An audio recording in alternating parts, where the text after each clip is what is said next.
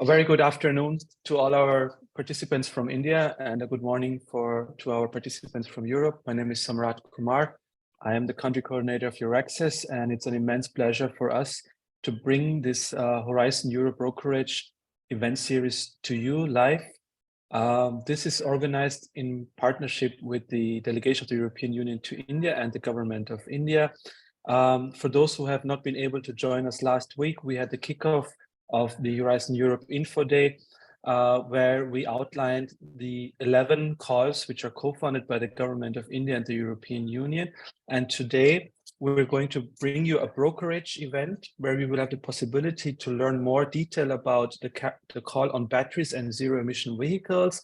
There are two calls which are open right now for co-funding, and we will have experts today who will explain you again, for those who have not been there last week, they go more in detail about the call, but then we will also have pitching sessions today where we have invited researchers who are working on this topic to pitch their project idea, and also reach out to potential partners to form a consortium to apply for this call.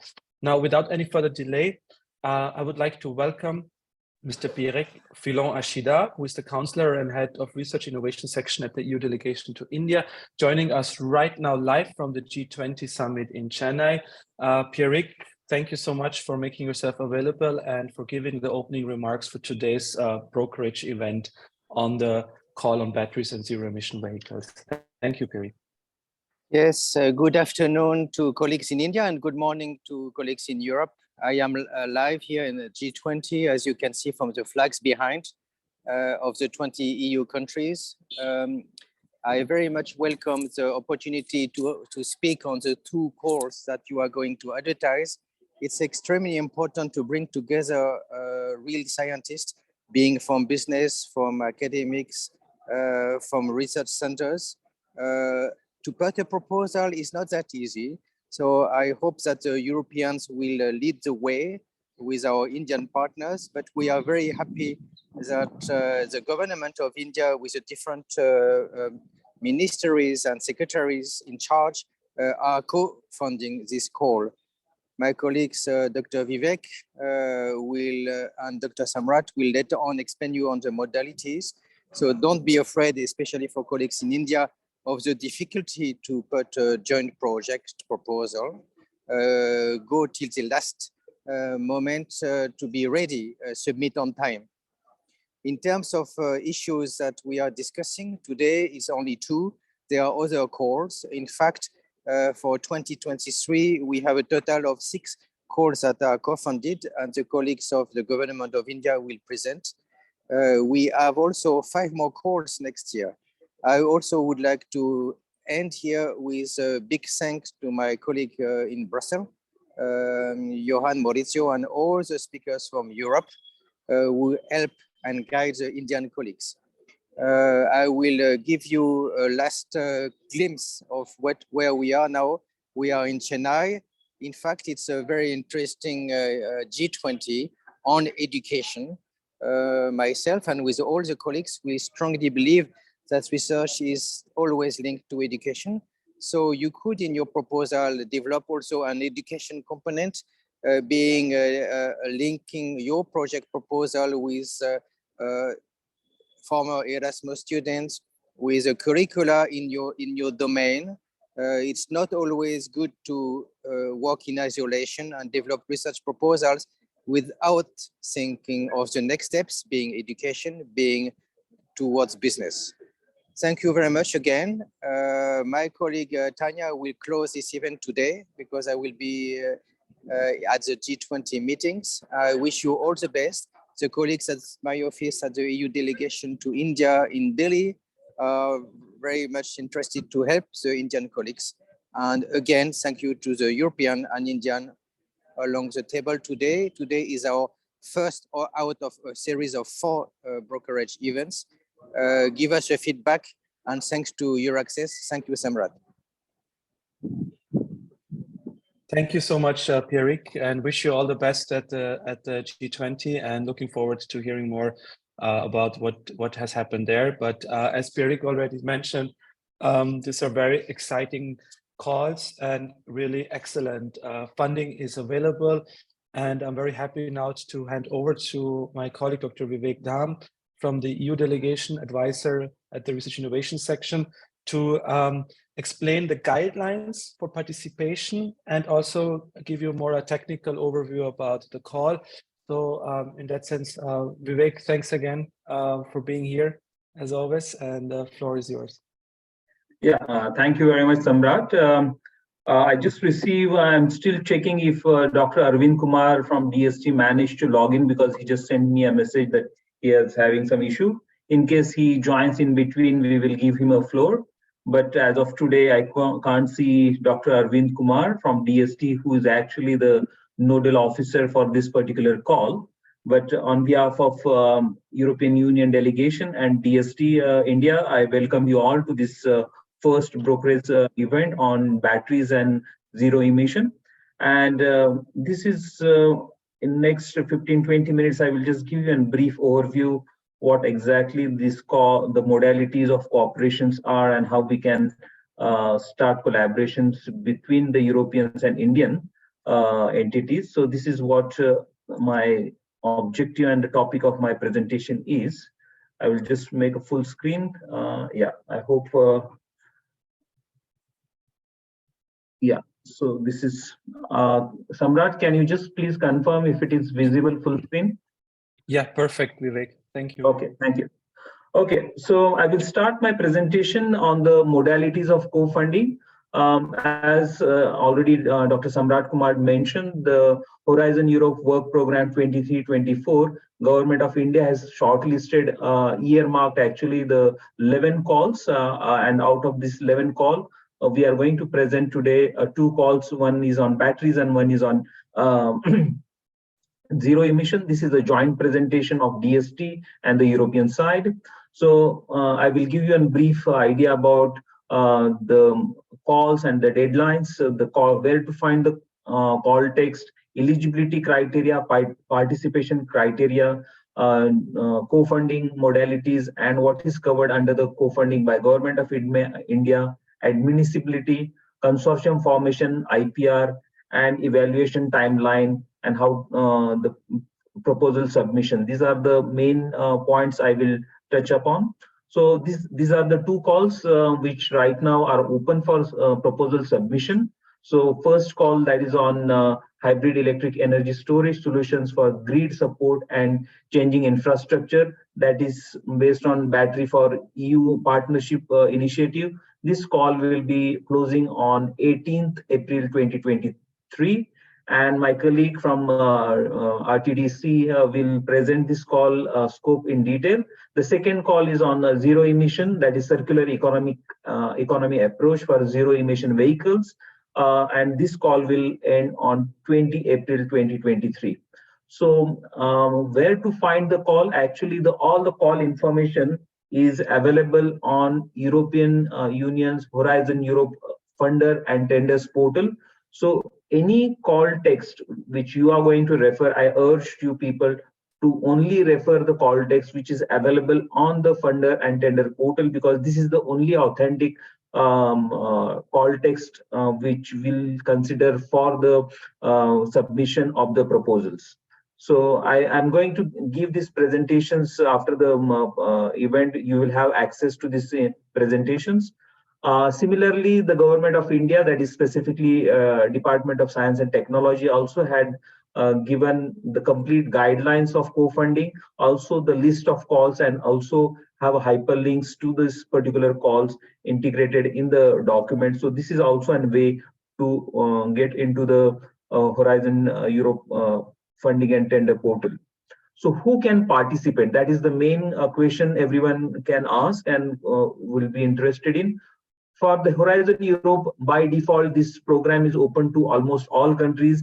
Any legal entity, it could be company, big, small, smart, small company, SMEs, startup from Europe, research organizations, universities, non-governmental organizations who has a capacity to conduct a research and innovation activity can be part of the consortium. It could be from Europe and non-European country. Basically, it is anyone can participate who has the skills and idea to resolve to address the challenge which has been defined in the call text. From Government of India, they had defined who can participate from Indian side. So any state or central government funded organizations, it could be public or private academic institutions, universities, research organizations, national and state funded research and innovation laboratories, and the private sector, including SMEs, startups, can participate in the consortium on voluntary basis on own funding.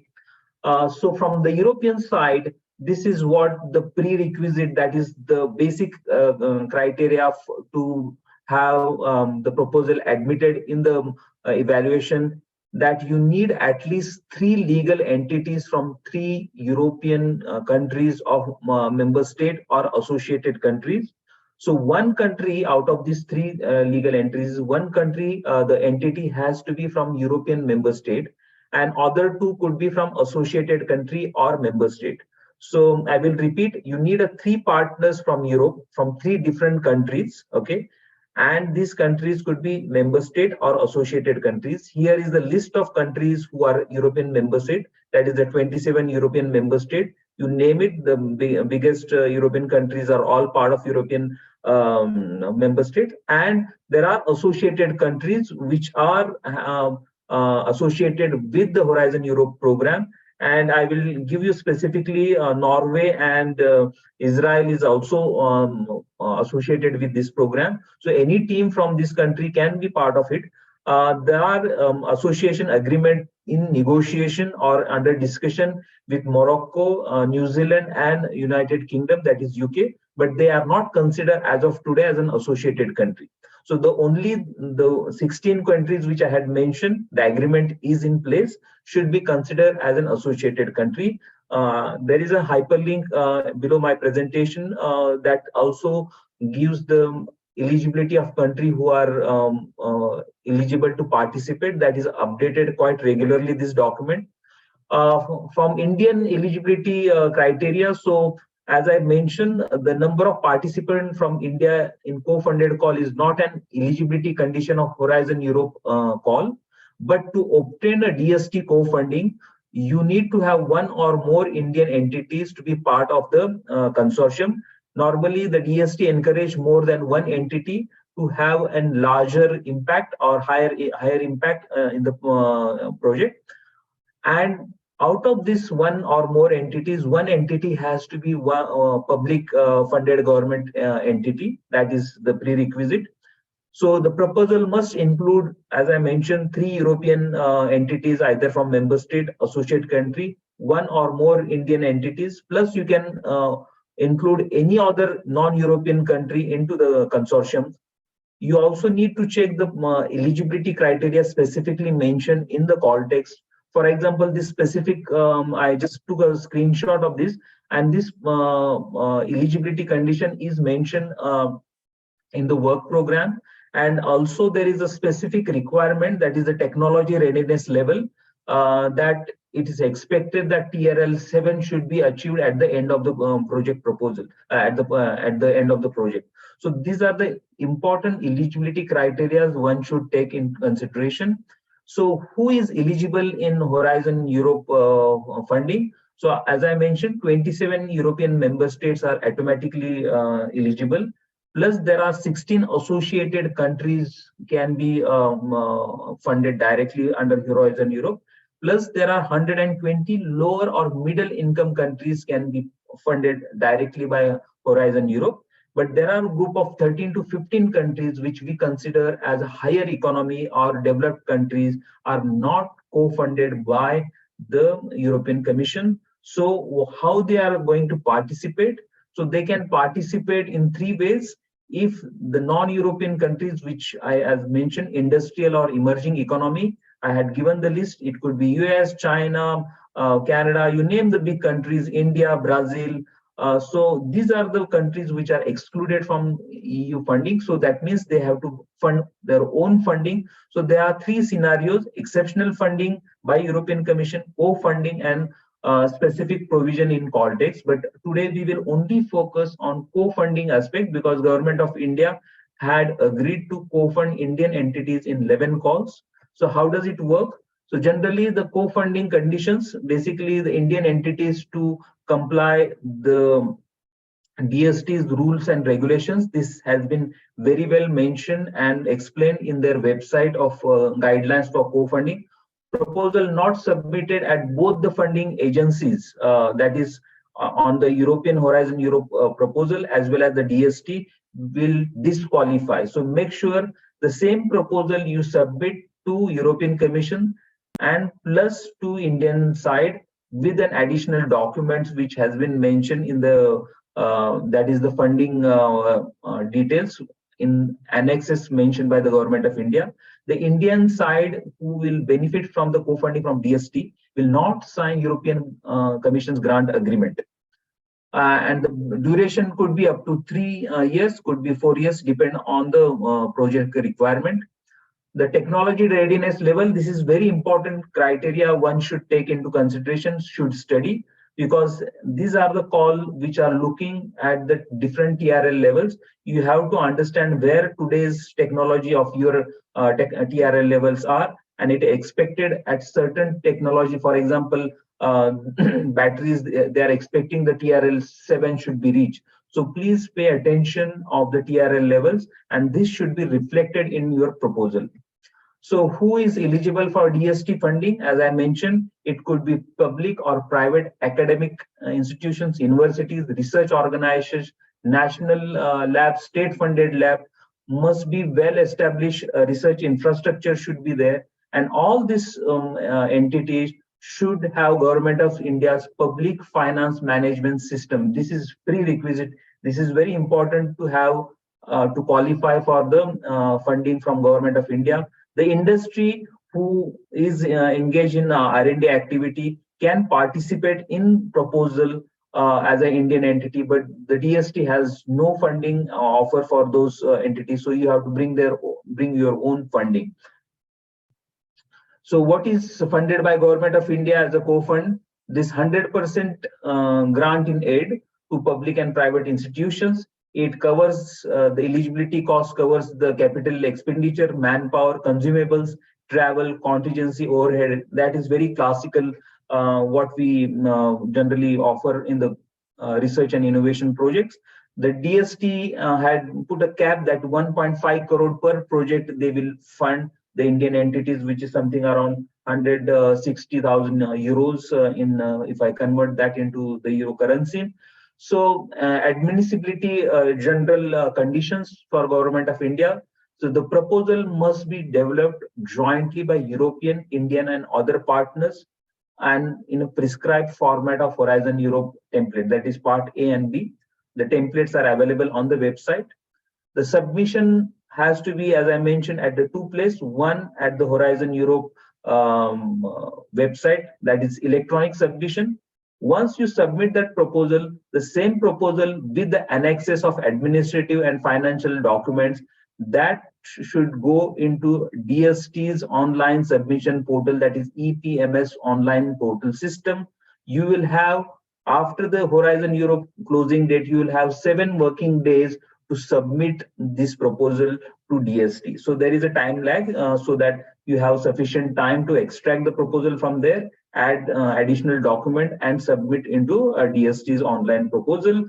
Make sure your proposal is complete, contain all parts of mandatory annexes, support documents, as well as it should be printable and readable to the evaluators. So as I mentioned, submission at two places, part A and B in a Horizon Europe format will go into the funder and tending portal submission. The same proposal plus additional annexes of administrative and financial will go with the DST's online submission, EPMS online portal. So the most important part, and that is what the brokerage event is today is meant for, is how to find the partners. Basically, this is a very challenging task. The European Commission as a funder provides a different options to find the partners.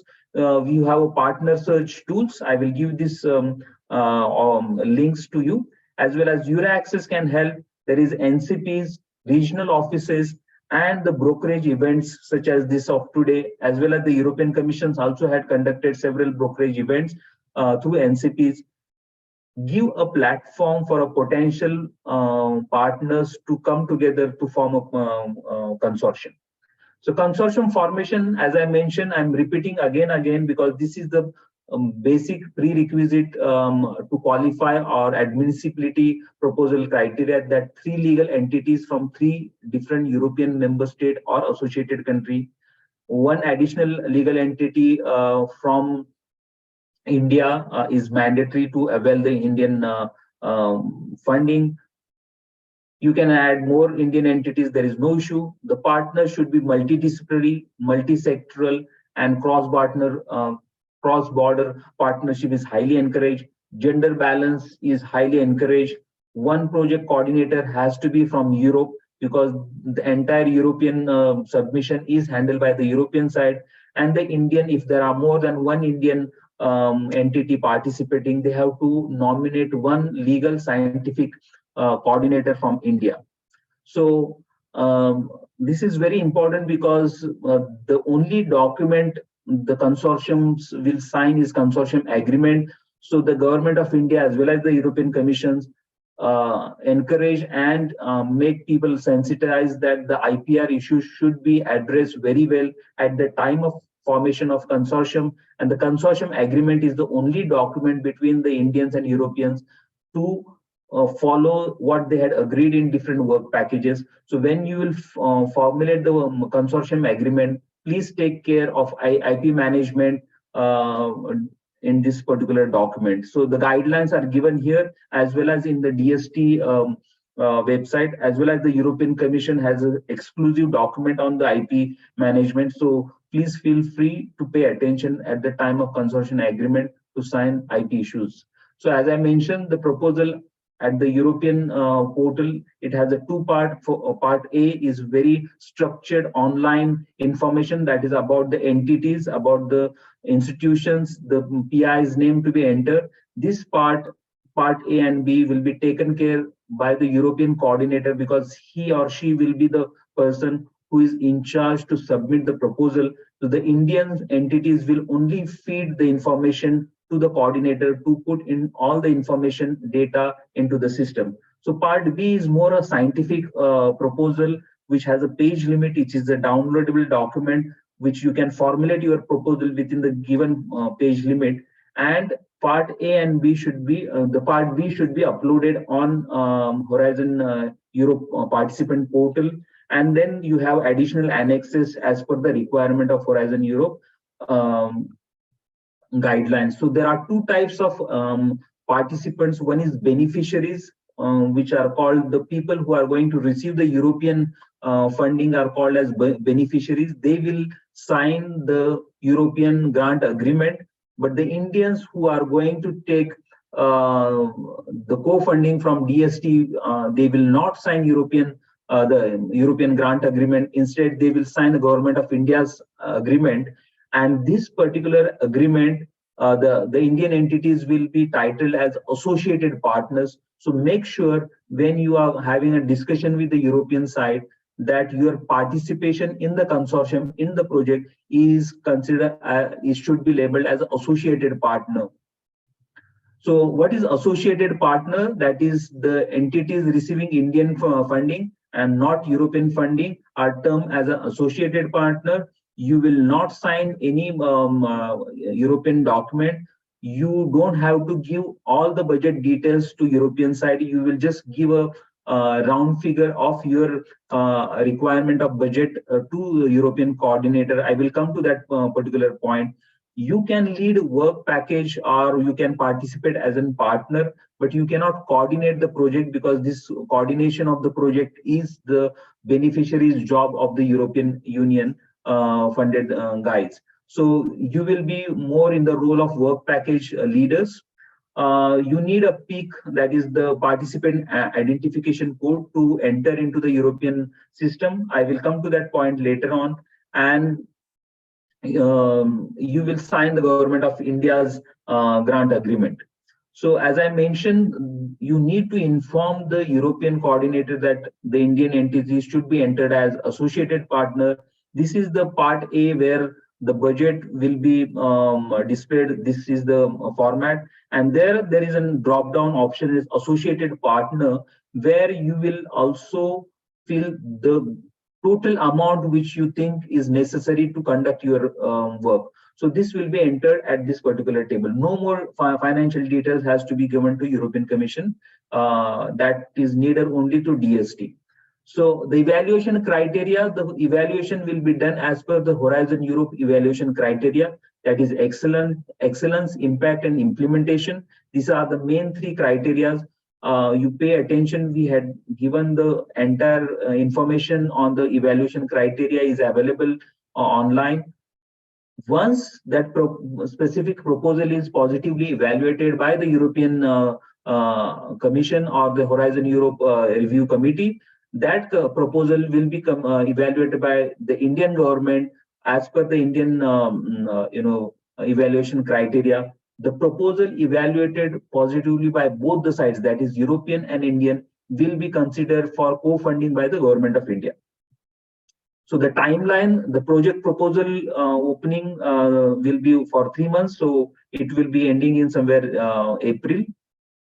I had already mentioned. Once you submit the proposal, within 5 months' time, we have to complete the evaluation from the European side and negotiation. So the entire period from closing the proposal to the grant agreement, we are bound by 8 months maximum time. So we anticipate that the government of India will also finish the same evaluation at the same time, and the project will start on mutually agreed date. So information of different finding partners, finding informations about the guidelines are available online. We will give these presentations to you so that you can also use different matchmaking platforms for contacting the partners. As I mentioned, the entire EU system is run on electronic submission process. So you need to create your EU login ID. So I had given the link of how to create a login ID to be entered into Horizon proposal. Your organization should be also registered into the system, which is very easy. Most of the Indian entities which are public are already having their PIC, that is participation identification code. If not, there is a specific guidelines given by European Commission how to register a PIC, and it is done quite rapidly. And this is needed to be part of the consortium. If at all you don't want to be part of the proposal and you don't want to be get into the collaboration, but we still need a lot of experts to evaluate these thousands of proposals which we receive.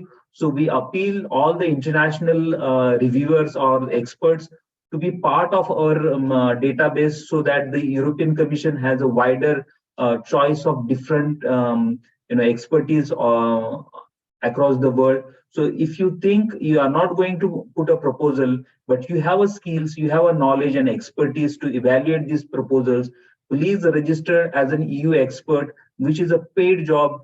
The Commission pays very handsome amount to the evaluators. So this is also a way to get into the system, how the European system works. So this is also a good opportunity to get into that. So this is the team which is working since last 7 to 8 months to bring this cause to a mutual agreement, and we are available for any help you may require from DST or from the European side.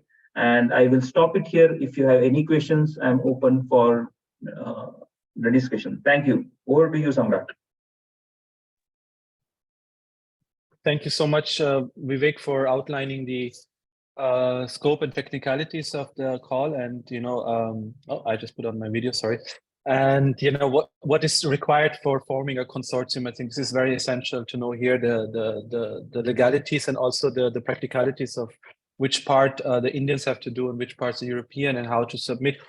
if we can take a couple questions, Vivek, now before we go to our next speaker, because I think they're just exactly fitting into your presentation and what you just explained. Vivek, there's a question, if one is already in an existing Horizon 2020 project, can one still apply or submit a proposal to a new call?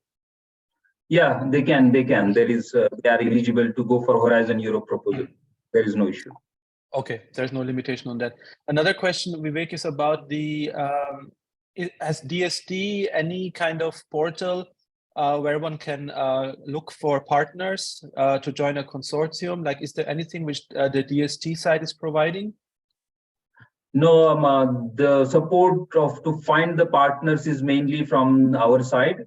But if you need any help to find the Indian partners as well, because we have almost like 300 people registered for this particular event, but we don't know how many are ready to share the email addresses with each other. So that is another issue.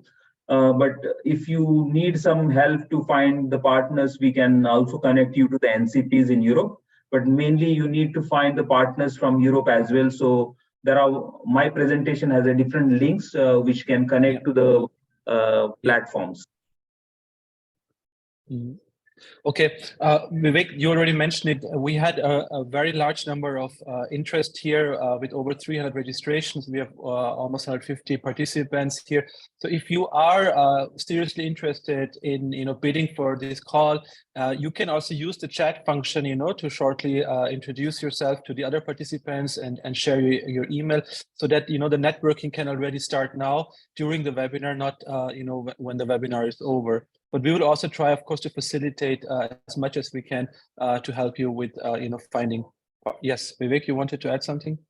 Yeah. So easy way, if someone wants to be a potential partner or ready to offer his expertise, they can share their email addresses within the chat to all. So that those and the name and the email address. So that will be much easy for the people to copy, because the data protection will not be a liability for us in that case, because the information has to go directly within the participants. So that will be a good idea.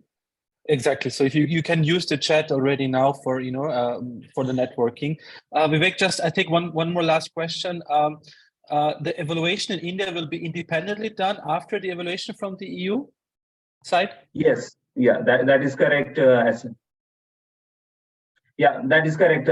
So the first evaluation will be done by European Commission through Horizon Europe criteria. Those proposals who are positively evaluated by the European Commission will be asked. India will only evaluate those proposals and convey the final results of Government of India. So there will be two evaluations, one by European Commission and by Indian government, and positively evaluated proposals will be co-funded by both the sides. Okay, thank you so much, Vivek, on that. I think there are questions in the Q&A. Maybe, Vivek, you can take a look while we move on to the next, because we have a tight schedule, and we are very thankful to our next speaker, Mr. Johan Blondel, who is the Policy Officer in the Unit on Future and Mobility Systems, Directorate Clean Planet in the Director General Research and Innovation from the European Commission. Johan, it's a pleasure again to see you, to have you with us. We just had the kickoff last week, and you have agreed so kindly to also today present the scope of the call on the hybrid electric energy storage solutions for grid support and charging infrastructure, short Batt4EU Partnership. Thank you, Johan. The floor is yours.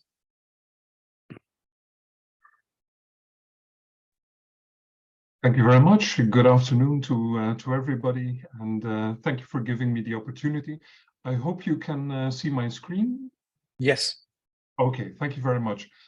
So I would just like to quickly introduce the topic that is published under the Battery Partnership. So this falls under the thematic area, Competitive and Sustainable European Battery Value Chain. As I said, this is part of the partnership that is called Batt4EU. It is a partnership that has been set up between the Commission and BEPA, the Batteries European Partnership Association, and you will hear more from them in the following presentation. So just quickly to introduce the scope of this partnership, you can see here we start with raw materials, not the extraction, but the processing of the raw materials. Then the advanced materials, the construction of the cells, and then the integration of the cells into packs and modules. And then the next step, the application integration. For that, we work together with other partnerships. For instance, 2.0 that you will hear in 1 hour, because they then take care of the integration of the battery packs into their applications.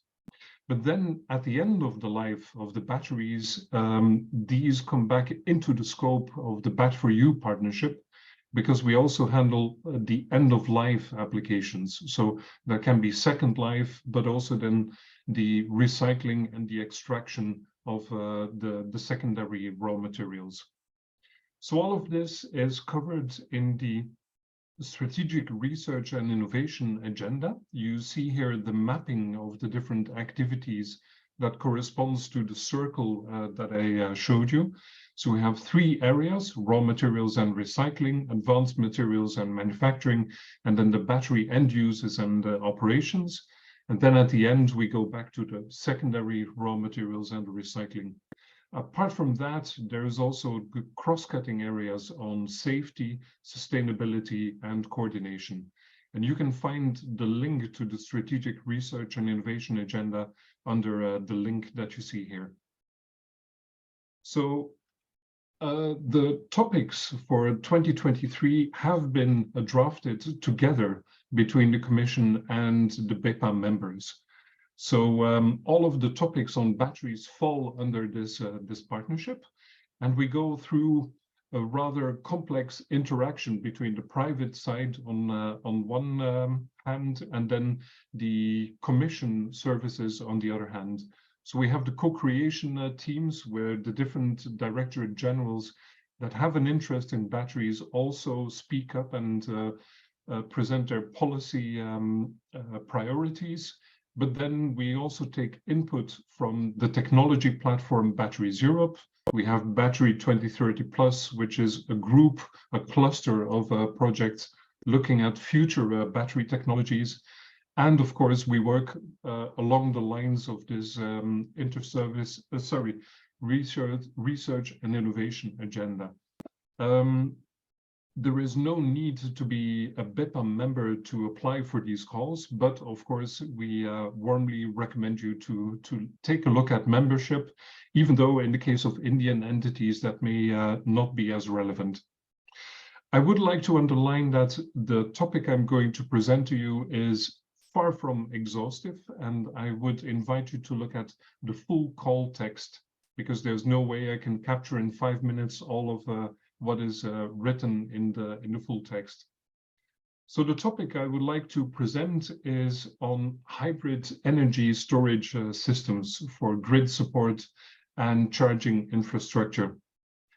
When I say hybrid electric storage systems, I mean that we're talking about a combination of either different types of batteries. So it could be a fast and a slow battery, like a flow battery combined with lithium ion. But you could also think of other options in electrochemical and electrostatic storage. So for instance, supercaps would also be eligible to be used in this application. What we are expecting from this topic is to design and to demonstrate in at least 3 different use cases hybrid electric storage system capable of long duration storage, and long duration we mean 12 hours and more, to support both the electrical grid and EV charging infrastructure.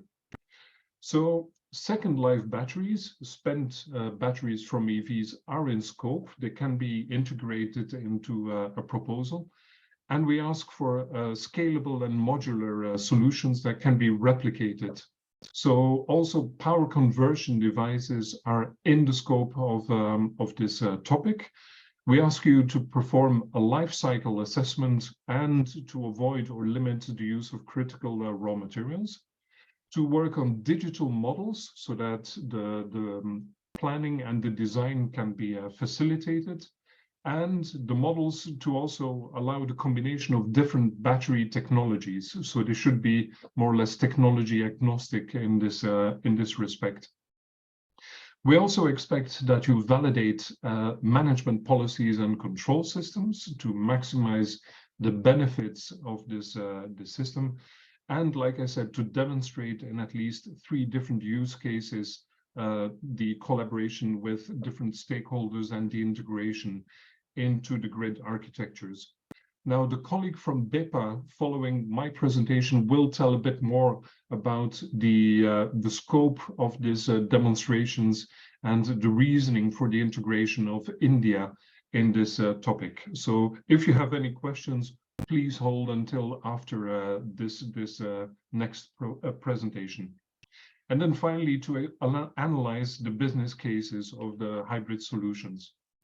In terms of expected outcomes, well, like I said, we're looking for long duration provision of multiple grid services, so peak shaving, stabilization, and so on. We expect to contribute to a decrease of the cost below 5 cents per kilowatt hour per cycle by 2030, so to show that there is a path towards a decreasing cost.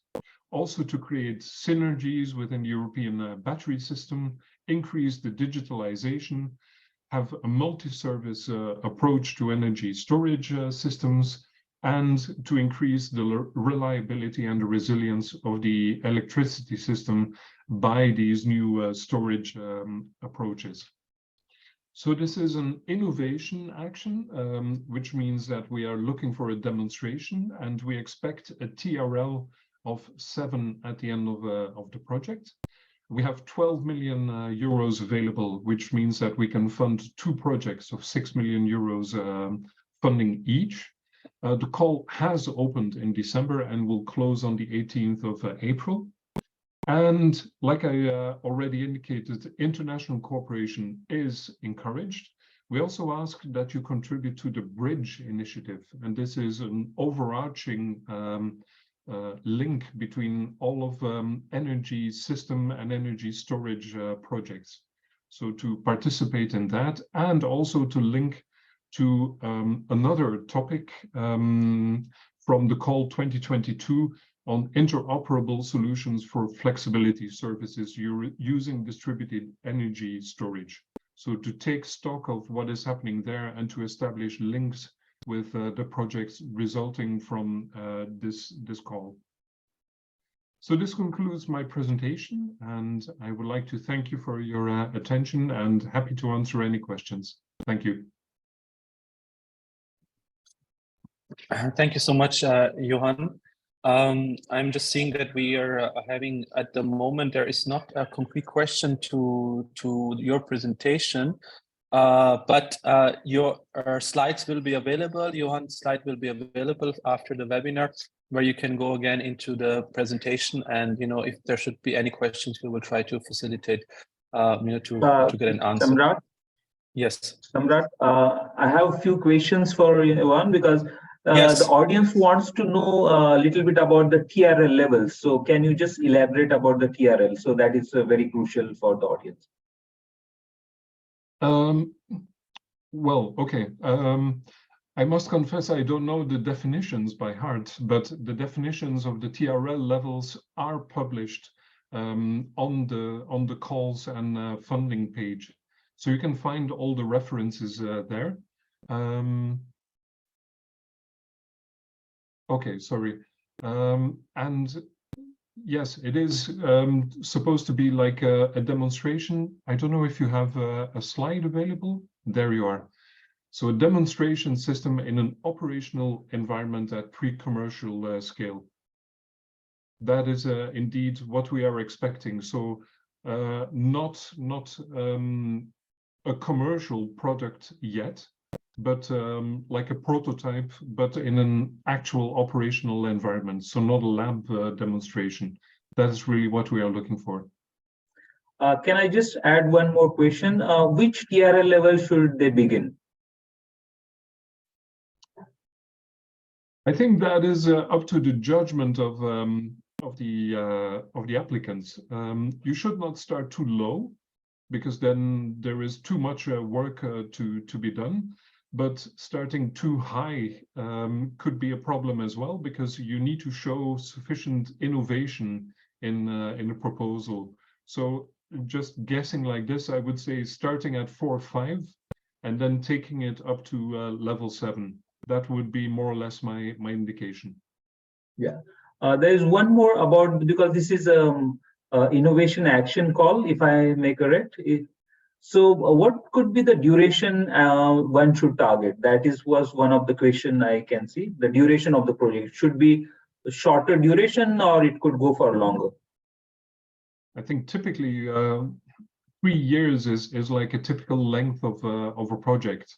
I think if it should be justified, 4 year could also be possible, but generally what we see coming in as proposals are around the 36-month mark. I'm on behalf of people, because I listened a lot of questions since last few days, so I'm just on behalf of audience, I'm asking these questions. One more about the demonstration plant. Can the demonstration plant be in India? Is that amount can be factored in the European and Indian side into the proposal? It is certainly a possibility, yes, and I'm sure that my colleagues from BEPA will also comment on that. Yeah, and what if they have to find the partners specifically? Is there a specific dedicated NCPs which we can recommend to the people? Well, there is the partner search functionality that you have on the portal, but also my colleagues from BEPA can act as an interface, so that if you have an interest in participating, they can put you in touch with interested parties from the side of BEPA. Yeah. I think you answered all the anyone questions, please feel free.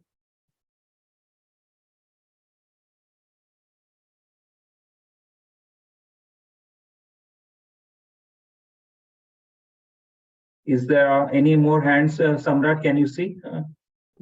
No, I was just looking, I think not at the moment concretely to Johan, but thank you, Vivek, so much for taking up the questions, because it's really a great opportunity to have Johan with us here live, so we can like a little bit poke him and get some answers. Thank you so much, Johan, for being here with us. And I don't know if you have the possibility to stay. If not, we understand, but we are going now to an interesting part, because we will have now some flash presentations on this specific call by presenters from the Indian research side and also from the European, and we're looking very much forward to that session now.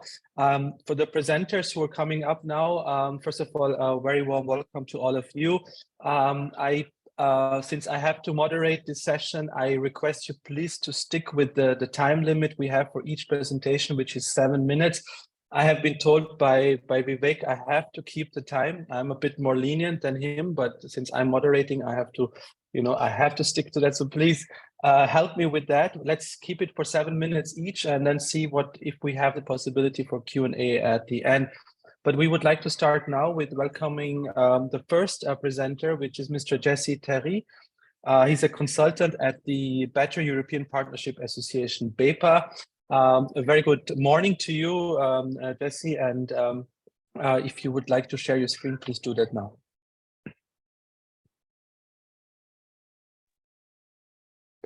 Thank you, Samrat. Yeah, happy to be here. Thank you very much for the invitation. So as mentioned, I am representing the Batt4EU European Partnership Association, which is the private side of the Batt4EU partnership that Johan just commented on. So a brief explanation of what that means. That is, all right, so we are the private side of the public-private partnership. representing the European industry and research organizations, as well as trade associations around Europe.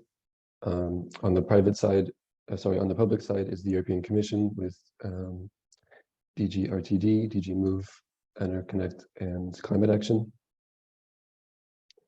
And basically the purpose is to bring all of the stakeholders together and align the private side and the public side all on the same goals to advance the European battery industry and make it competitive, sustainable, circular. And the way we do this is by investments from both sides. So as you can see here on the right, the European Commission puts forward 925 million euros total investment in battery R&I through Horizon Europe. And it is expected on the private side that European industry and research organizations do the same with their own battery research to show that we're all working towards the same thing and putting in the same effort. The main purpose of BEPA is to gather the expert opinions from all around Europe in order to define and prioritize the needs for the European battery industry. And we do this through a series of 6 working groups covering the value chain that was shown in Johan's presentation. And then we develop these topics into Horizon Europe calls with close collaboration with our colleagues in the European Commission. And also, as mentioned by Johan, these calls that are developed by the Batt4EU Partnership but are open to all. You do not have to be a member to participate in these calls, but of course we highly encourage it to get your opinion in on what these calls end up looking like.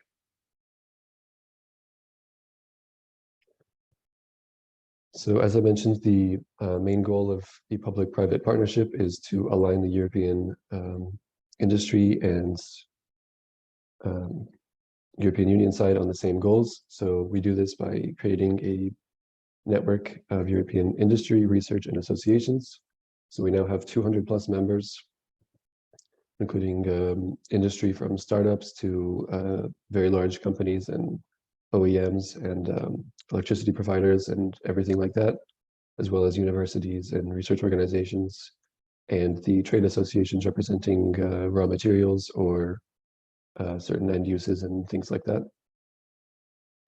So the network is one of the biggest benefits of the partnership and is one of the strengths, which is how we're able to craft these calls that are becoming quite popular now with a lot of applications, because it's just widely agreed upon with all different kinds of organizations all around Europe, which is aligning the whole European Union on these same goals to work towards the same priorities to grow the industry and make it more competitive and sustainable.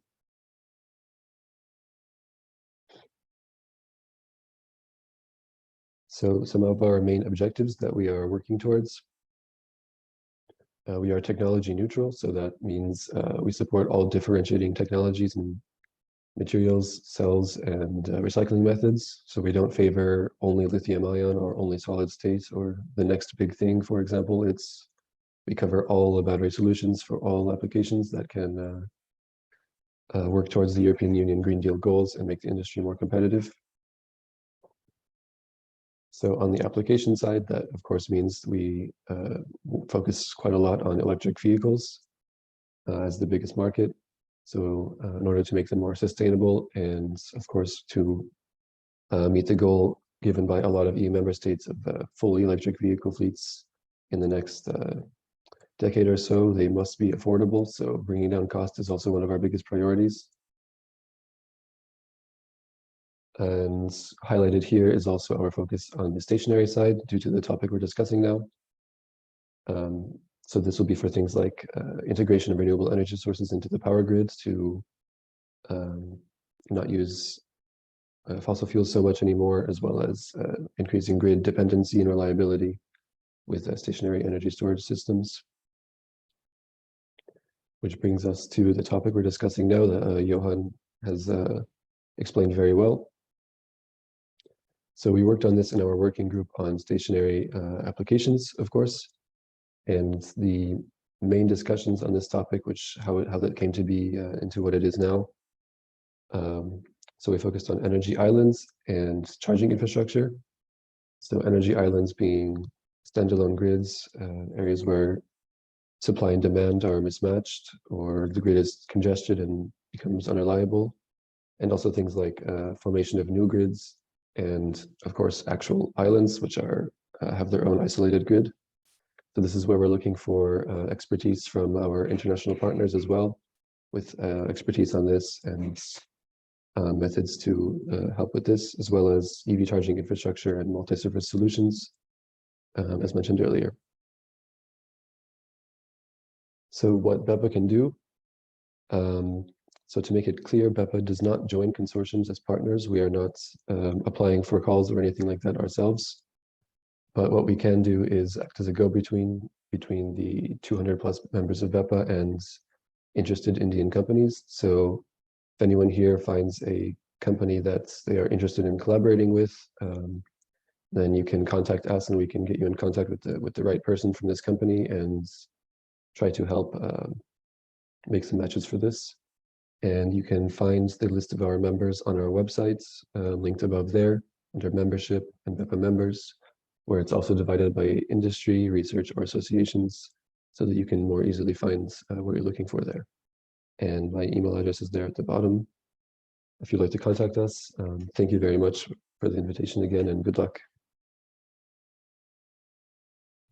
Thank you so much, Jesse. I think this is a very interesting concept of this partnership between the public and the private on this sector. But also, I think what is very, very helpful is that there is a possibility from your side to help Indian scientists, researchers to find potential partners through, they could basically just contact you directly, or how would they go about that? Yeah, you can contact me directly, or also to our info box, info@bepassociation.com, .eu. But yeah, maybe you could put in the chat. Yeah, absolutely. I highly recommend to look at the members on our website first to have an idea of who you would like to get into contact with first. Yeah, of course.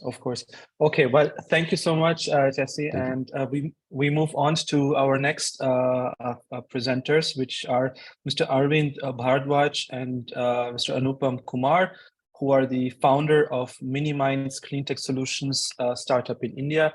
Are our presenters here? Yes, Mr. Arvind? Okay, we have I think another Mr. Arvind also in the second call, if I'm not or not. Vivek, are you able to see them? I'm not seeing that they're here. Okay. Okay, Mr. Arvind?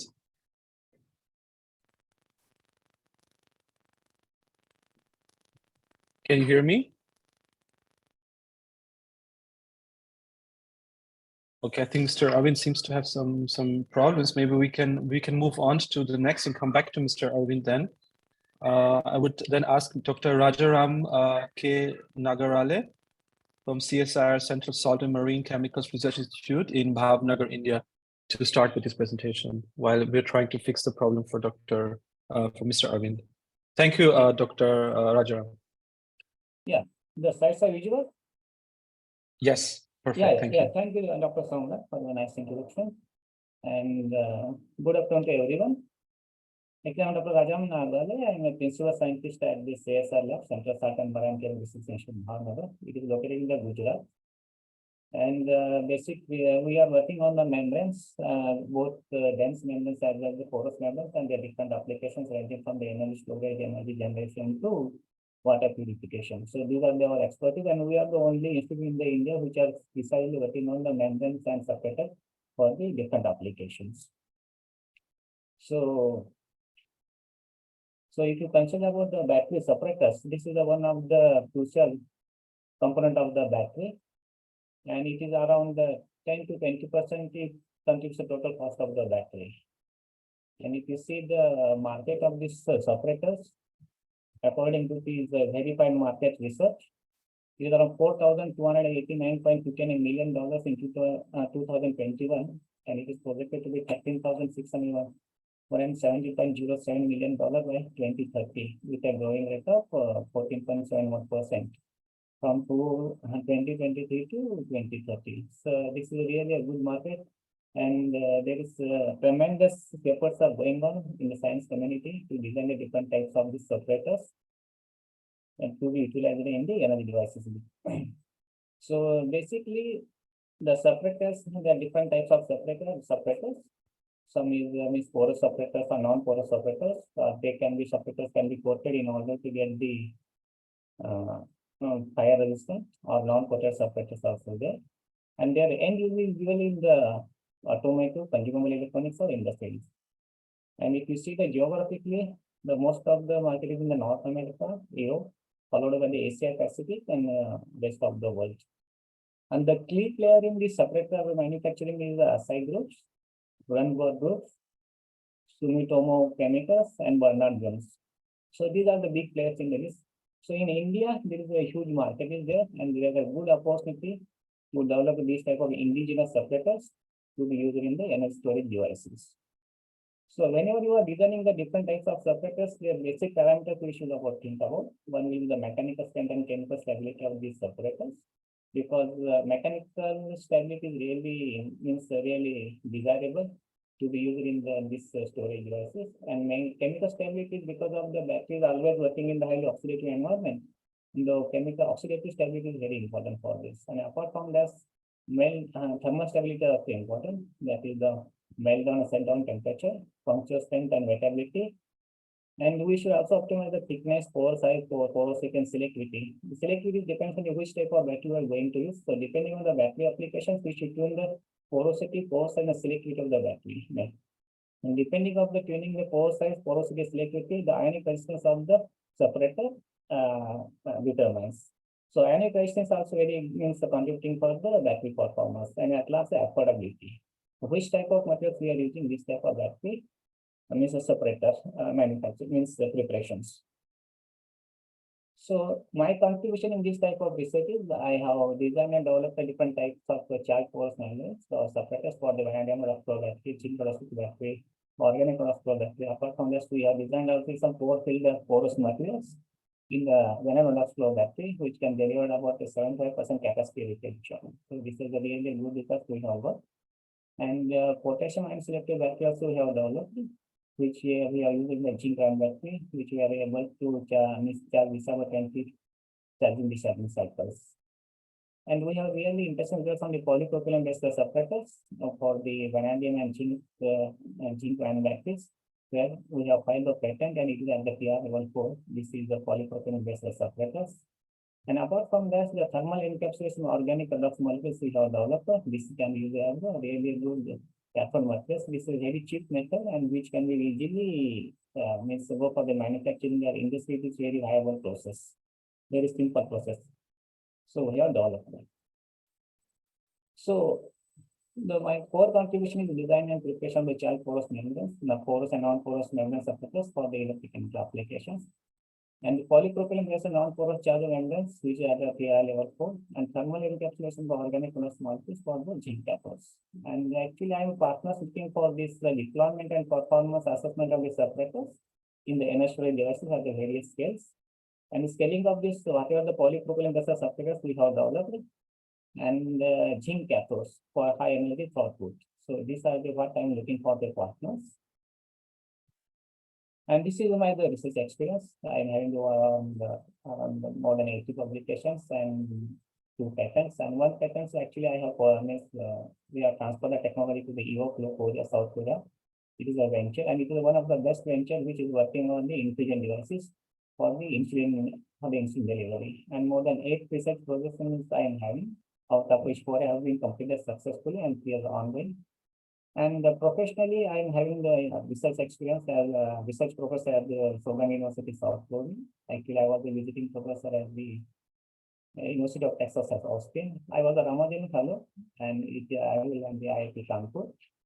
And actually, I joined this CSNCR as a senior scientist in 2015, and I am presently working as a principal scientist here at CSNCR. So these are my keywords. Yeah, product flow batteries, and chain flow batteries, vanilla flow batteries, and action members. Our institute is the only institute working in the India which are developing and means really good ion members for different electrical applications, thermal encapsulations and chain members. Thank you. Thank you so much, Dr. Rajaram, for your presentation, also leaving your contact details so that potential collaborators can contact you. We try again with Mr. Arvind Bhardwaj and Mr. Anupam Kumar. If it's possible for them now to share the presentation. Dr. Rajaram, could you just close your screen? Yes. Yeah, thank you. Thank you so much. Yeah. Mr. Arvind or Mr. Anupam? Yeah, okay.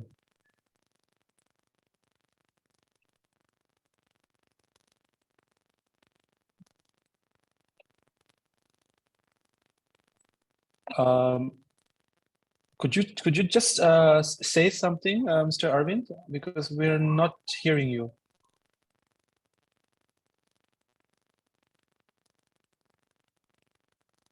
Seems to there is an issue with maybe your microphone. Mr. Arvind? Hello, am I audible? Yes, now you're audible. Thank you so much. Please go ahead with your presentation. Yeah. So, hello everyone. My name is Arvind, and we are Minimind, and we are sustainably recycling waste lithium-ion batteries and creating a circular economy for lithium-ion batteries.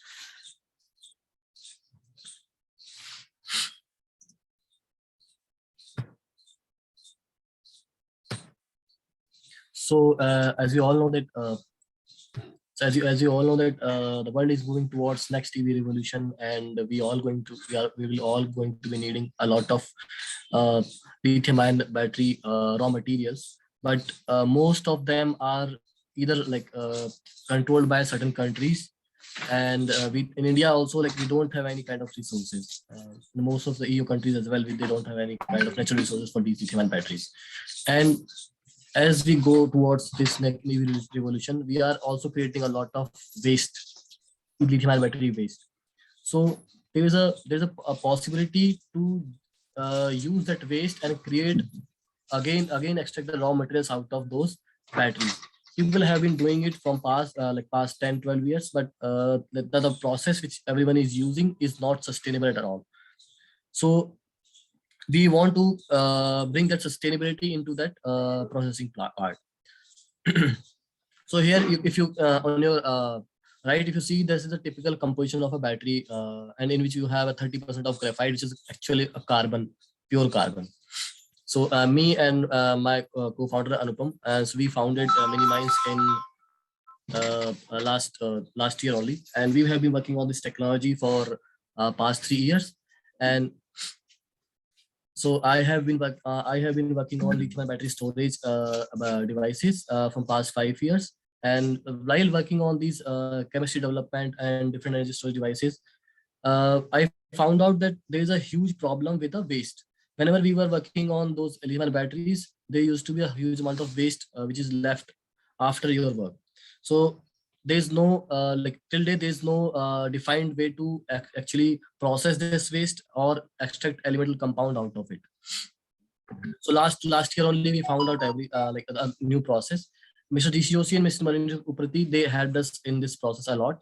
They are our mentors and advisors. Like Mr. DCOC is he's ex-NRDC chief, and Mr. Maninder Uprati is he's represented in India in UN. So the problem which we are resolving here is lack of natural resources and import dependency for most of the countries, because China is actually holding up all those processing part as well as the natural resources part as well. And the exponential market boom because of this next EV revolution, the ongoing EV revolution, there's a huge amount of waste being generated. And in India right now, 30 to 40% of those that EV waste or lithium battery waste is ending up in landfills. And then again, it creates groundwater pollution and soil pollution. So to resolve this problem, we came up with a process called hybrid hydrometallurgy process. So in this process, we are using water, pH, and temperature, nothing else. There's no organic solvent involved, which is the USP of our process. So in this, this is a complete unified process. So this is actually completely chemistry, LFP or NMC or any kind of other LTOT type of batteries are there. So this is completely chemistry agnostic, and it also can recycle all kind of battery without regardless of the chemistry or form factor, with the efficiency of 96%. This is cost effective because there is no import dependency or any like we are not using any high value organic solvents in our process. This is environment friendly because this is a ZLD process, zero liquid discharge. At the end of the process, we don't have any liquid, solid, or gaseous discharge, and we have already filed the patent for this. So last year we came up with this laboratory scale process. Now we are making a commercial plant. So like typical, this is a typical battery composition you can see here. So that we are able to extract up to 96% of the lithium, cobalt, nickel, manganese, and carbon. So the USP of our process, I'll say, is USP of our process is like there are in India or in the world currently 3 types of processes are being used in recycling of lithium batteries. One is this pyrometallurgy process, in which they throw all the batteries in a big furnace. And that furnace actually burns the carbon, and that carbon converted into carbon dioxide. So this 30% of carbon which we are having in a lithium battery is again get converted into CO2. And it's like, let's say if I process 1 ton of lithium battery using pyrometallurgy process, then you have 1 ton of carbon dioxide emission with you. And then the next process is hydrometallurgy process, which is based on organic solvents. So that process what actually uses is specialty chemicals and specialty organic solvents. But at the end of the process, you are remained with a lot of organic waste, organic solvent waste, which is again you need to either like using some like different processes are there to resolve that issue as well. But this is a very complex and very costly process. Whereas our process, we don't have any organic solid or liquid gaseous waste in the process or during the process or at the end of the process as well. And the efficiency is very high. So this is a like typical target customers we are having right now, like who are manufacturing lithium cells or and we have been funded by different government organizations like European, this France AFD as well, and we also got support of Niti Aayog. We also got support of BIRAC and UNIDO as well. Thank you so much. Thank you so much, Mr. Arvind. We now move to our next presenter, which is Dr. Abhishek Sarkar from the Indian Institute of Technology, Kanpur. Dr. Abhishek, welcome to you, and please start your presentation. Thank you so much. Thank you so much, Dr. Samrat. Let's see. Is my screen visible? Yes, perfect. Thank you. All right. So hello, everyone. My name is Dr. Abhishek Sarkar. I am here an assistant professor in the Department of Mechanical Engineering at the Indian Institute of Technology, Kanpur. So this work that I would be presenting is in collaboration with my colleague, Professor Malay Kedas, who is also a professor here at the Department of Mechanical Engineering. The work we are acknowledging is to develop an all-iron-based redox flow battery. So it is it's a proposal idea. We are looking for collaborators on this project. So just a brief scope for the project, that we are looking for a transition in the energy generation from our conventional methods that's based upon the coal and natural gas to more greener and renewable technology. So we are looking at solar and wind-based infrastructures. A typical challenge with these infrastructure is that they are intermittent. That means that we do not have a continuous generation of electricity in the grid, which is as demanded by the consumer. For example, in the solar, we would have the system generating electricity during the daytime. However, later on at the night, when there is no sun or no light, we would have to rely on some storage mechanism. Now, my research over the last 7 to 8 years has been focused on lithium batteries. I have worked upon the analysis of fast charging, degradation mechanisms, application in EVs, and even recycling of batteries using certain methods. However, one of the major challenges that I have seen, and it is a big concern, is the availability of lithium and other critical resources and reserves. So we can see a typical distribution of the natural reserves across the globe. A majority of it is controlled by China or is available in China, and which is a challenge, especially we can see in India that we don't have a large reserve of lithium, nickel, cobalt, manganese, or such. And therefore, when we would import these raw materials, the price for the batteries increases. Another major challenge with lithium batteries, typically in the grid storage application, is its lifetime. So lithium batteries are typically limited to about 2,500 to 3,000 cycles. At max, it can go to 3,500 cycles, beyond which the degradation kicks in and the capacity has faded more than 30 to 40%, at which the battery is considered non-usable for that particular application.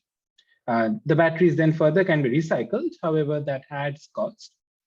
So the proposed work and the scope of the project is to transition to another technology, particularly for a grid infrastructure, which would gradually replace the lithium batteries being currently used, and that is the use of the redox flow battery. So redox flow battery are bulkier compared to lithium, so they have a lower energy density. However, they have a tremendous lifetime compared to lithium, which would go up to about 2,500 to 3,000 cycles. Flow battery can go well beyond 15,000 to 20,000 cycles of life. These systems do not have a separate cathode and anode. Rather, they have electrolytes in the form of the anolyte and catholyte, which represent the two half cells.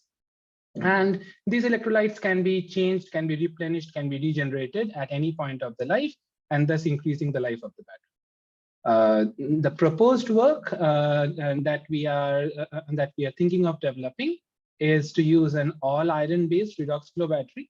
If some of the audience has some idea for these RFPs, the typical RFP or the redox flow battery being used are vanadium-based. Now, vanadium is toxic to some extent when these electrolytes are to be replenished or there is a leakage in some way. So there is a factor of environment and toxicity coming into play. Another major issue is the price of vanadium, which on the other hand, when we compare with iron-based batteries, so an all-iron redox flow battery is completely based upon aqueous-based salts of iron, typically chlorides and sulfates. And these materials are environmentally friendly. Even if there is a leakage, it can go into the soil. It will not affect the soil chemistry to a large extent. Moreover, iron is cheap, it's economic, and therefore it's convenient to use. Therefore, the overall price of the battery reduces. One of the major challenges, and thus the proposed research work, is that the iron-based batteries have a lower efficiency compared to the existing technology for the vanadium redox flow battery. So where vanadium is currently at 95 to 96% efficiency, iron-based batteries would be in the range of 75 to 80%. So to improve upon that is the proposed work, wherein we would be working on designing of electrodes and electrolytes using different nanoparticles and support structures at the nanoscale. These electrodes, and I'll show some pictures on that for our initial proof of concept, would be then assembled with a certain ion selective membrane. The major challenge that we face in these types of batteries is the generation of hydrogen. So the hydrogen evolution would be recaptured using a secondary supplementary cell. It's called a recombination cell, which would convert the hydrogen back into its proton structure, that is H+, and will feed it back into the system. So the thing that we are planning to add over this existing infrastructure is a solar-based heat recovery unit. So assume that it is being installed with the solar panel. So during the daytime, when it is charging, we will use the waste heat or the low-grade heat from the sun to increase the temperature of the electrolytes. As the temperature of the electrolytes increases, the basic TS diagram during the charging process, and during discharging, that is during the night, the electrolytes would naturally cool down, and we will have an additional T delta S or an energy being added due to this waste solar heat to our system. This adds to our efficiency and thus improves the efficiency of the system. And our proposed work is to improve the overall cell efficiency by improving the materials for the design, by addition and modification of a recombination cell, and finally by including a solar waste heat recovery unit. This is on a very high level. I have gone over the concept. We are looking for partners both on the perspective of an industrial deployment. There are some pretty pictures of the graphite electrodes being developed and decorated with nanoparticles. We are also looking for some partners on the membranes segment for the redox flow battery, wherein we are working on the development of these electrodes. The membranes are still very new to us, and we would definitely appreciate some collaboration and guidance on that aspect. So here is my contact, and I thank you for your attention. Thank you so much, Dr. Abhishek, for a very clear and very nice presentation. And I really hope you will find the right partners for applying to this call. We move on to our next presenter is Mr. Hussain Manaswala, who is at the MotoHype Clean Earth. It's about advancing. Yeah. Yeah, thank you, and happy to be here. We are Clean Earth, and I'll start with the thought that batteries are the heart for our move to sustainable energy, a sustainable future. And a strong battery deserves a very sound mind and a robust body. And that's what we work on here at Clean Earth. We are technology for seamless transition to clean energy. The problem that we are addressing here is the state of batteries at present, especially in India. India is a very good test ground, as it's difficult to change the user habit so easily in India. And we are seeing with the rush to market, we have faced a lot of challenge, especially in terms of the degradation of batteries, and in some cases leading to fire hazard. We are still facing problem in reducing the overall cost of ownership of electric vehicles and batteries. And the underlying problems are the unreliability of the battery packaging, the long charging sluggish response, as well as the unpredictability of these battery packs, still leading to having range anxiety. India is a very big market for batteries and electric vehicles. As per the forecast from Niti Aayog, India is looking for a $15 billion market by 2030, and up to 260 gigawatt hour of battery manufacturing needed to achieve its net zero targets. This can be solved with a good affordable cost of adoption, convenience with a good support structure in terms of charging, as well as a risk management and maintenance service infrastructure. For that, we present a solution, Darwin. Darwin is a very strong battery packaging and a very technology-based solution to solve the problems that are occurring in batteries. We have inbuilt intelligence, which makes the battery intelligent and self-sufficient to take care of critical decisions, increase the life cycle of the battery to over 6 years, and a flash charge facility to get 80% charge in 20 minutes, as well as with enhanced safe thermal management, increase the safety towards thermal runaway. Why Darwin? So we start at the very base of selecting the right chemistry, rather than jumping on a selection of chemistry that is usually available. We choose something that is more important, more optimized to the usage, choosing a chemistry that is more with raw materials that are more abundant and more environmental friendly, as well as adding charge and power management from cell to pack level, and as well as with frugal engineering, making sure that we have addressed multiple layers of protection targeted to the usage scenarios of these battery packs. If you dive in the root cause, the problem starts with the cell packaging. With a not good robust packaging, cells are now addressed or subjected to mechanical vibrations and mechanical faults. With unregulated charging, this results in irregular deposition of lithium, and with battery abuse due to over revving of electric vehicles, ultimately results in not proper load sharing and battery overstressing. These things then ultimately lead to short circuit problems, which in some cases can end up having thermal runaway, leading to fire hazards. To solve this problem, we use technology. We have developed 3 layers of technology. At the very base layer, we tackle the problem by giving it sense, a very high efficient and fast sensing mechanism to read cell voltages and battery currents at a very high interval and high accuracy, as well as a high number of temperature sensors, which can make sure that every corner of the battery pack is well monitored. And then we provide the act level where appropriate decisions are made on cell level in terms of charge balancing to extract the maximum efficiency out of every cell during discharge cycle as well as during charge cycle.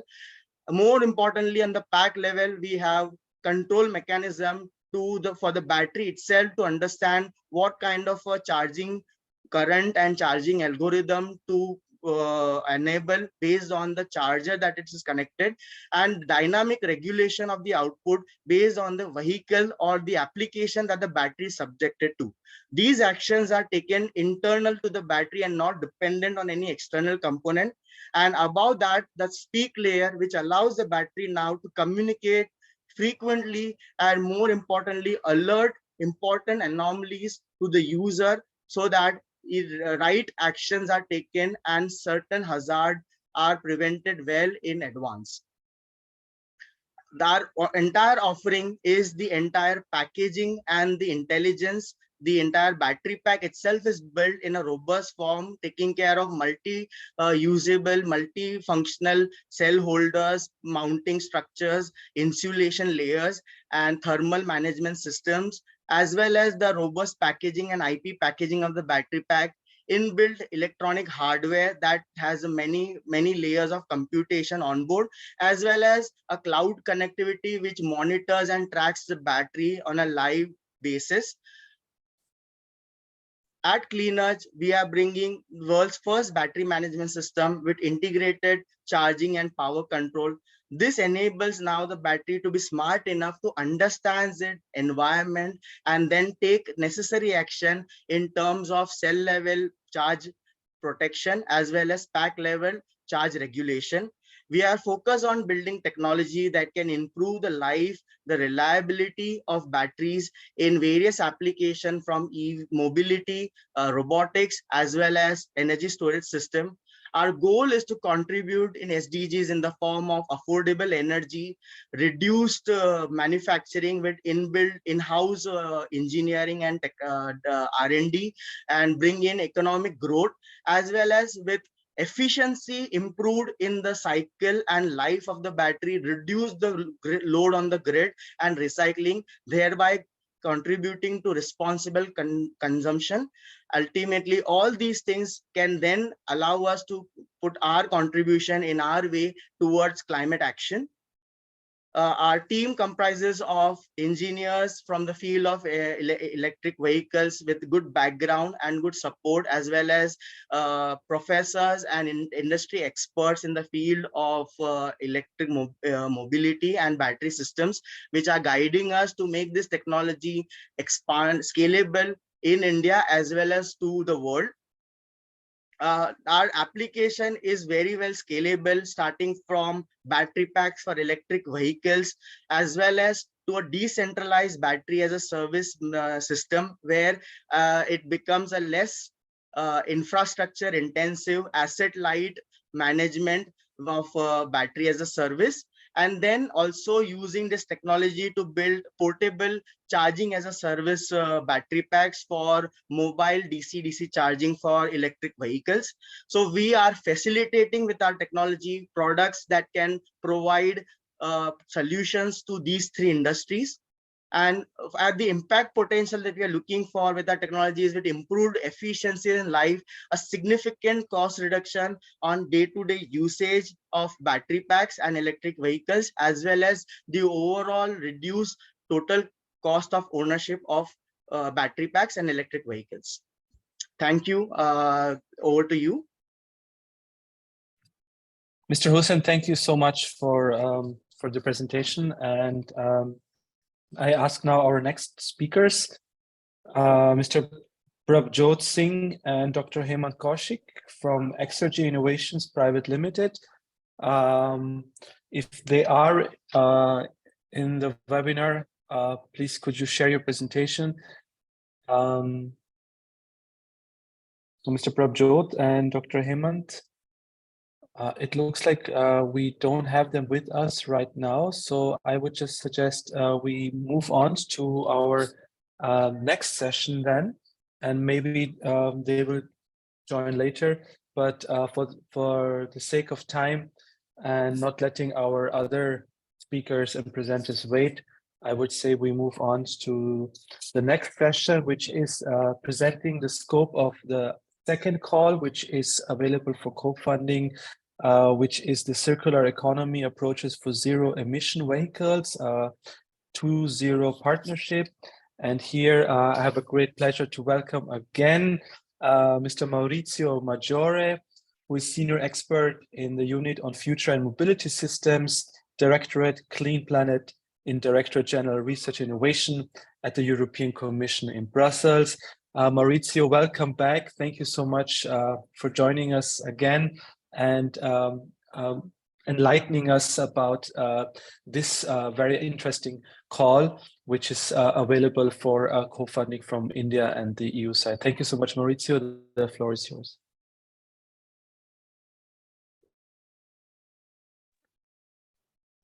Yeah, thank you very much for the introduction and welcome everybody. I'll try to give you a flavor of this topic, which is one of those which have been, let's say, selected for cooperation. I will, why isn't it advancing? Okay. I just touched briefly on this because there's a presentation on 2.0 later. So I just mentioned that this issue of circularity, life cycle, and so on has been, let's say, already touched upon in the previous work program. So you might look into that in the, let's say, in the selected project to see people which are active in this domain. So after this topic, we let's say included in the work program another topic, which is let's say also dealt with by 2.0. As I said, that this is this will be covered in more detail later. The rationale for this topic is one part of the puzzle of our Fit for 55 strategy, which is looking at a holistic way of reducing carbon emission, CO2 emissions, and this particular topic comes from the realization that working towards electrification is cutting significantly the in-use emissions, but there are also significant emissions in the production phase, and therefore, on one end, there is work on reducing the battery part of the manufacturing, which is, you see the difference in the graph on the right between the ICE and the battery one. But the bulk is the vehicle, the rest of the vehicle. So we decided to work specifically on that. So the topic is looking at elaborating a circularity strategy for the whole vehicle, looking at all the stages and demonstrating the feasibility of achieving a high circularity over the full life cycle at vehicle level. Looking at several aspects like the possibility of refurbishing and reusing, looking at the specific material, particularly rare ones, looking at digital tools to facilitate this in the design phase in particular, where you commit a lot of the, let's say, the final results. Looking at maintenance and repair technologies and strategies, because of course there has to be a full usability, including in these stages for the customers. Looking at how to assess and measure the circularity of these solutions, and how to facilitate the passing of the information along the supply chain, because of course the circularity will be determined at several levels, not only by the OEMs, but at the same time the OEMs will have to be accountable for it if, for instance, there are legislations regarding this.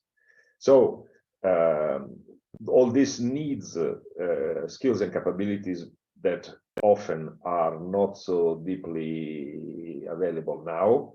So this kind of work will also help forming people through academia with the right skills. And we require that the demonstrator will have to be matched with a digital twin for use in further actions like assessing scenarios and so on and so forth.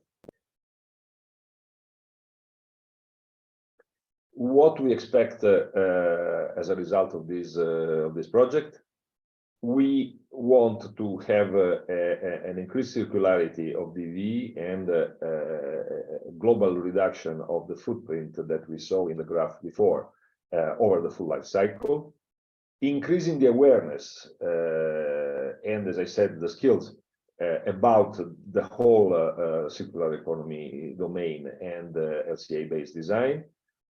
Try to have as much as possible a unified or harmonized approach in how to measure it, and therefore how to compare, how to exchange information, knowing that they will be consistent. And I think this is the main output, a real hardware circular car prototype, which is aiming as far as possible at 0% virgin material use in mass for all components, excluding those where we have already work underway in other parts of the work program. So, for instance, the cells, as I said, in the battery partnership, there's plenty of consideration for these aspects already. For e-machines, we had, for instance, last year, a topic where either elimination of rare materials or recycling of them was included, and electronics, because this is a much wider issue which is being dealt with as well. So is mainly the, let's say, the rest, the body of the car and all the other equipment which are involved. This is one way of ensuring a better product from a point of view of circularity, being available on the market, and with all the needed technologies around, for instance, as I said, in the design phase with exploiting digital capabilities. And overall, of course, we want to try and keep European technology at the forefront, having these kind of capabilities developed to an application level. Just to give you a very few of the main areas, the main, let's say, numbers in the topic. This is a research innovation action where we expect at least TRL 5 by the end of the project. So, as I said, a prototype which is not industrialized, but let's say viable. We have a budget of 12 million, and this is the budget for SINFO project. So we expect one project being successful in this area, and the call will be closing on April the 20th. So I hope this is a good view. As I said, 2.0 will be explained in more depth and how it works and so on. So I will stop it here. Thank you very much for your attention. Thank you so much, Maurizio, for outlining the scope of the call. And I would ask my colleague, Dr. Vivek, to address questions to Maurizio. Thank you. Okay, thank you, Maurizio, for excellent presentation. I just received on my WhatsApp few questions, so I will just elaborate for you. What could be the TRL, starting TRL level it is one can enter? Well, we don't expect it to be very low. So I would say 3 to 4. It depends. This will cover many areas, or it can cover many areas. It can cover materials, and there probably you might be a bit lower, or manufacturing and other technologies. There, I think we expect maybe 4. Yeah. And there is one question regarding the international cooperation addressing requirement and the impact of global supply chain is highly encouraged. Can you please elaborate a little bit on this point? Well, as I said, this is a quite open topic. So just out of top of my mind, an area might be, for instance, bio-based materials, where there might be competencies or material capability. I mean, just out of top of my head, the bamboo based technologies, which could be very beneficial, and therefore we are, let's say, opening the topic in this way. Yeah. And can the Europeans implement the TRL5 in Indian conditions, or is it feasible, or only it is in European countries it is deployed? Well, the pilot plant.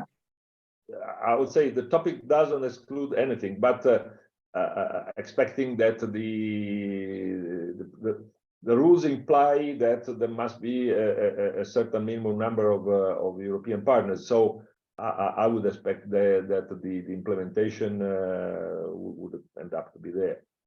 Yeah. Okay. Thank you. It's very clear. Thank you very much. Thank you. Have a good day.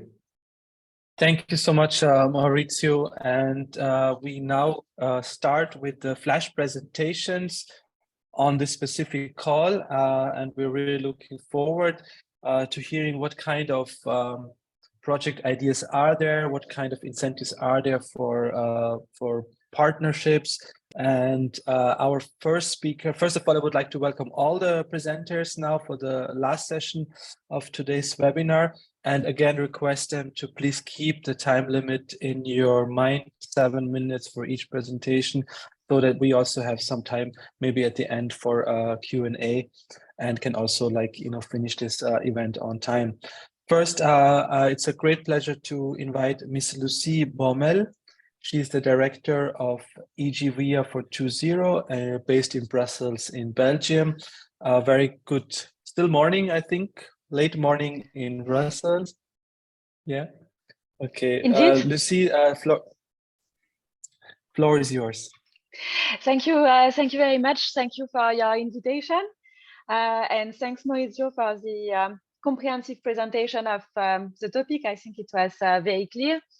I will not enter too much into detail about how partnerships are working, because I think the presentation from the colleagues in BEPA was clear enough, and we are working in a very similar way.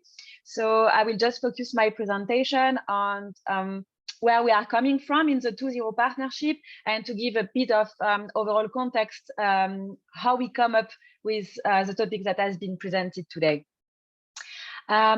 So the 2.0 partnership is not starting from scratch. We had partnerships before. As a matter of fact, we had 2 different partnerships before. The first one was Green Cars, which was launched as part of the recovery package following the financial crisis in 2008. And then we continued activities with the Green Vehicles Partnership. In Horizon Europe, we decided to extend the scope of this kind of partnerships from a vehicle focus to a more system perspective. And as you will see in the following slides, we decided also to extend really the type of stakeholders and the different activities that are being covered. We are working in a very similar way as the 2.0 as the batteries partnership, with involvement of 4 different DGs from the Commission side, DG Research, of course, DG Move, DG NR, and DG Climate. And we are gathering the stakeholders involved in this area of zero tailpipe emission solutions in the EGVIA for 2.0 non-for-profit association. And the way of working is very, very similar. We also try to make recommendations towards the European Commission when it comes to future priorities for research and innovation. And we, as much as possible, disseminate information on results and ongoing developments. What do we want to achieve with the 2.0 partnership? We are focusing on zero tailpipe solutions. I will quickly come back to this later on.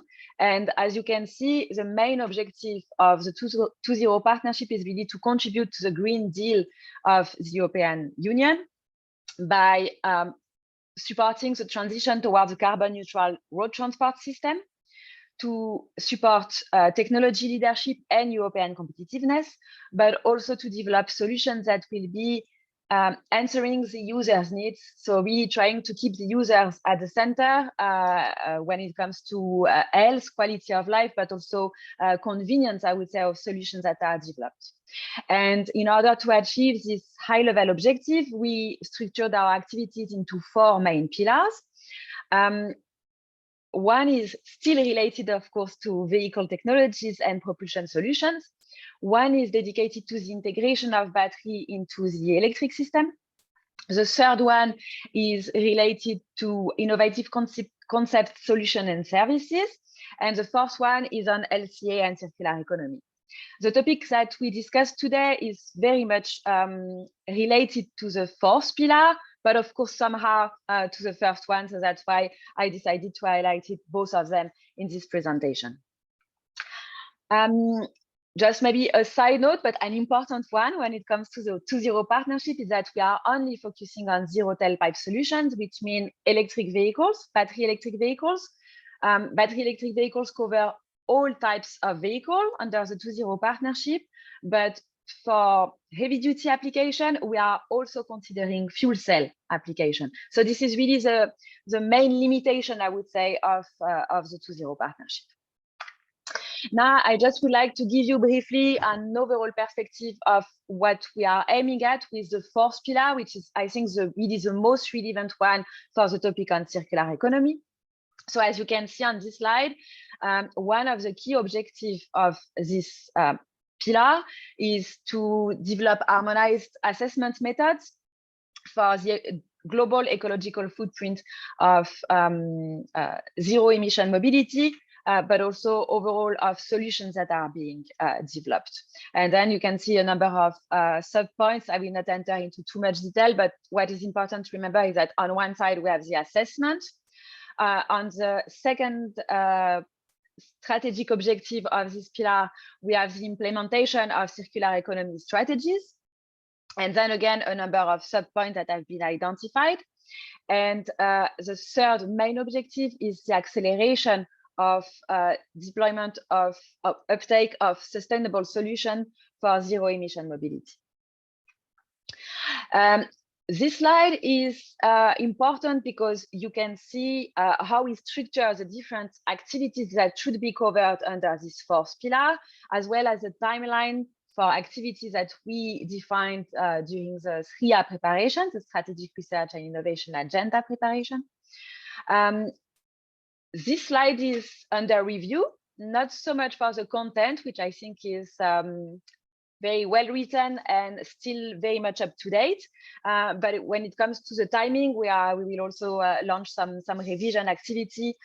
What should come next? What should be really the main priorities in the second half of Horizon Europe and of the partnership? But it's really interesting to see how the different areas will interact with each other.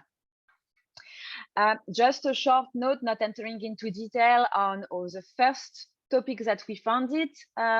Very much focusing on the fourth pillar. It's a CSA from 2021 work program that was published in collaboration with the Batt4EU Partnership. And there you can see the different key areas from the pillar that were targeted by this CSA. And it's important because outcomes from this project will be important also for the topic on circular economy. So I really invite you to have a look at activities that will be covered by the project that has been selected under the CSA. And again, the global picture for the connection between the topic and the 2.0 objectives is, so for the topic on circular economy, approaches for zero emission vehicle, the connection to the pillars that we have, to the activities that we have identified in the 2.0 partnership is really about methods, tools, and processes for circular economy, as well as circular economy strategies for zero emission vehicles. So I also invite you to go back to our SRIA. It's available on the 2.0 website and see what we identified as research and innovation priorities under these two sub-points, because it can also really guide you towards fine-tuning your ideas for a possible project proposal under this specific topic. I hope this is helpful to understand how things are interacting with each other and where we are coming from and what we can expect in terms of a global perspective from this topic.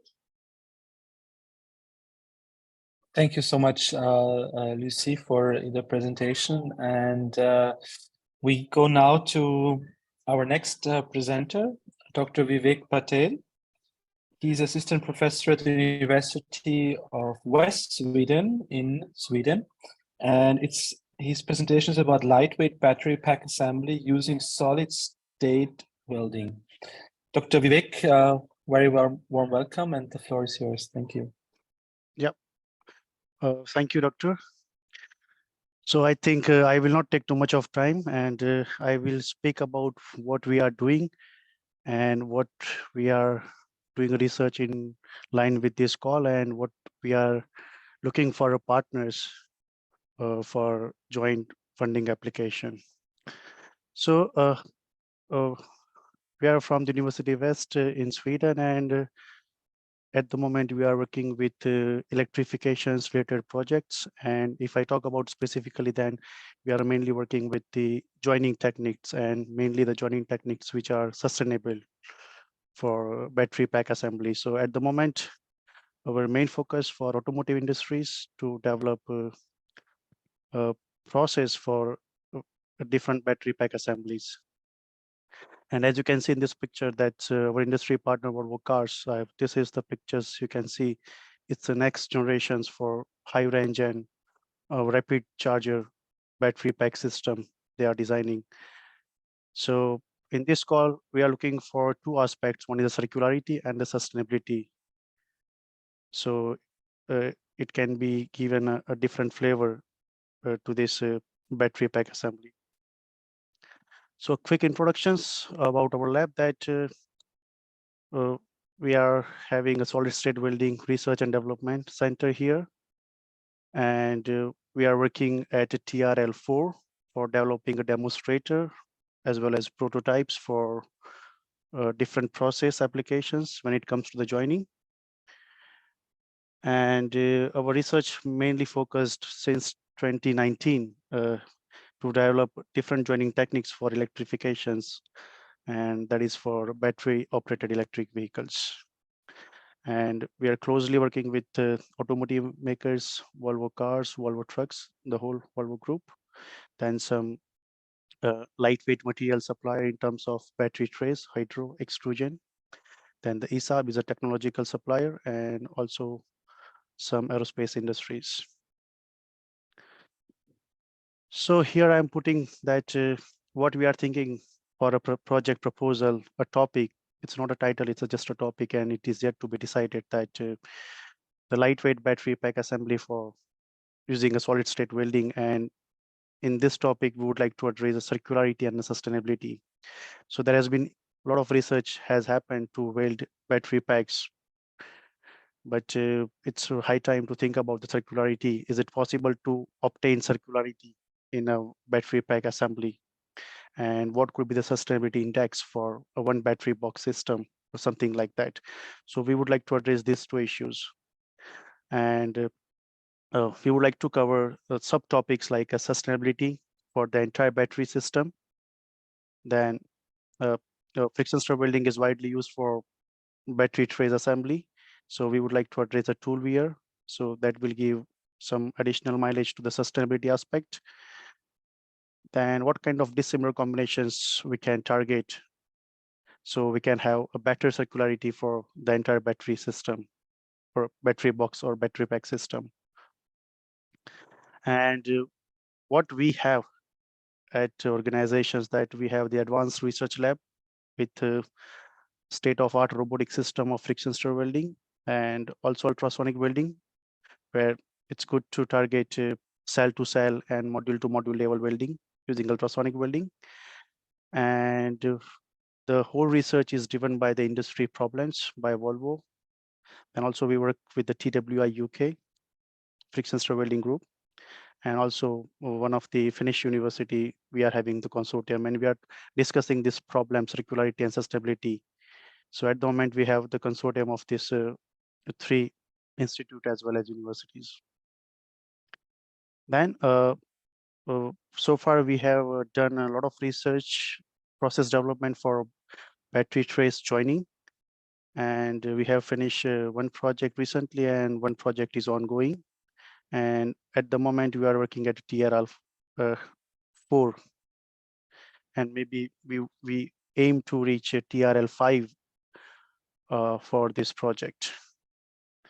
And the profile of the partners, especially either from Indian side or another European members, that we are looking that the knowledge that can complement in our project, that is a sustainability perspective in the battery pack assembly by friction stir welding.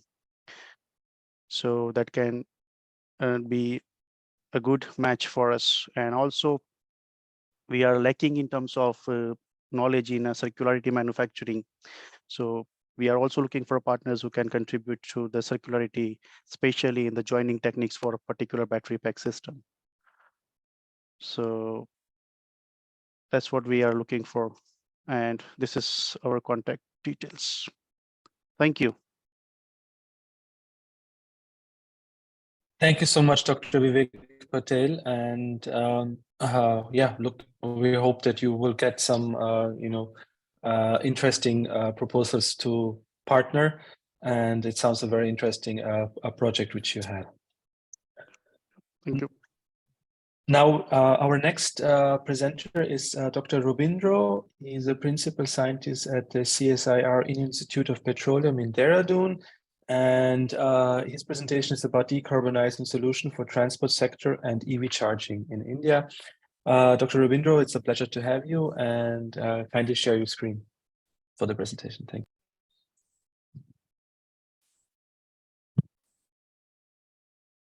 Okay, thank you, Doctor. I'm sharing it. Is my screen visible? Yes, if you can put it in full screen mode, it would be even better. Otherwise, yeah. All right. Good evening, everyone from Indian side, and good morning from the European side.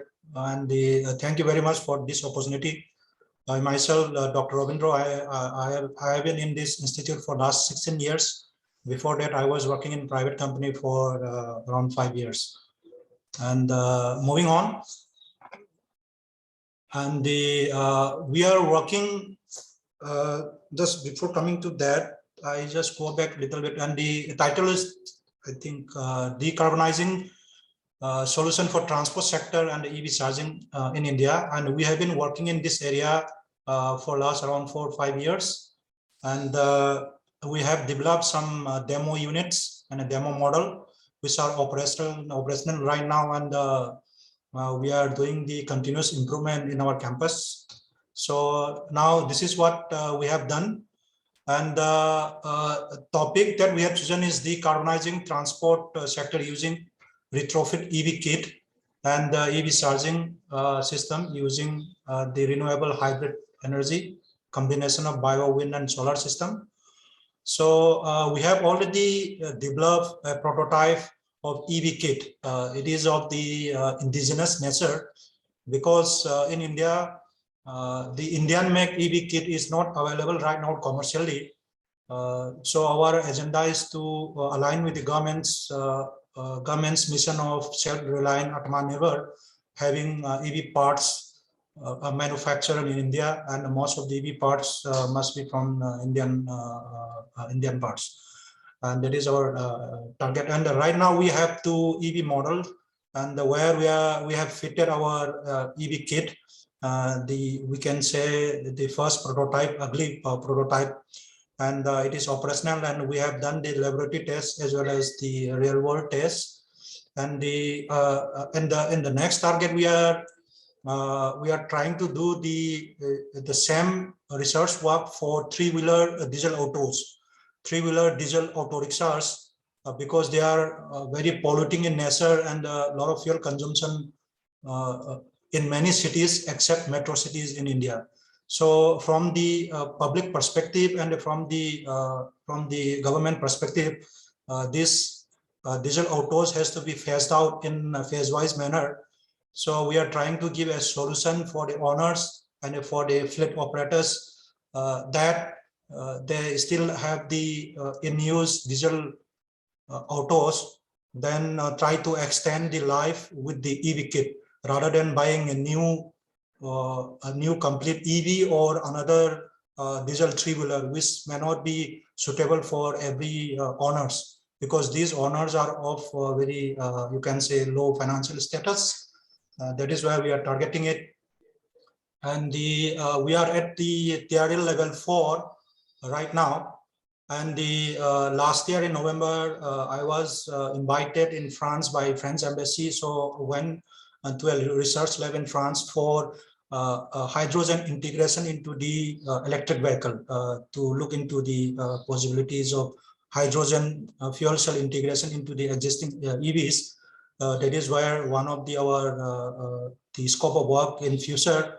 And at the moment we have this hybrid EV charging system, and the windmill what I'm showing is not of the one we are trying to use it, which has a different design.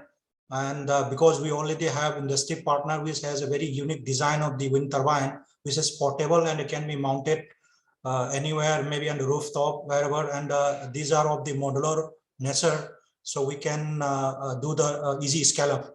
So we are looking for partners who have expertise in system integration at the vehicle level, and the rapid prototyping and the capacity for scale up, so that we can easily go to the theory level 5 with the large prototyping process.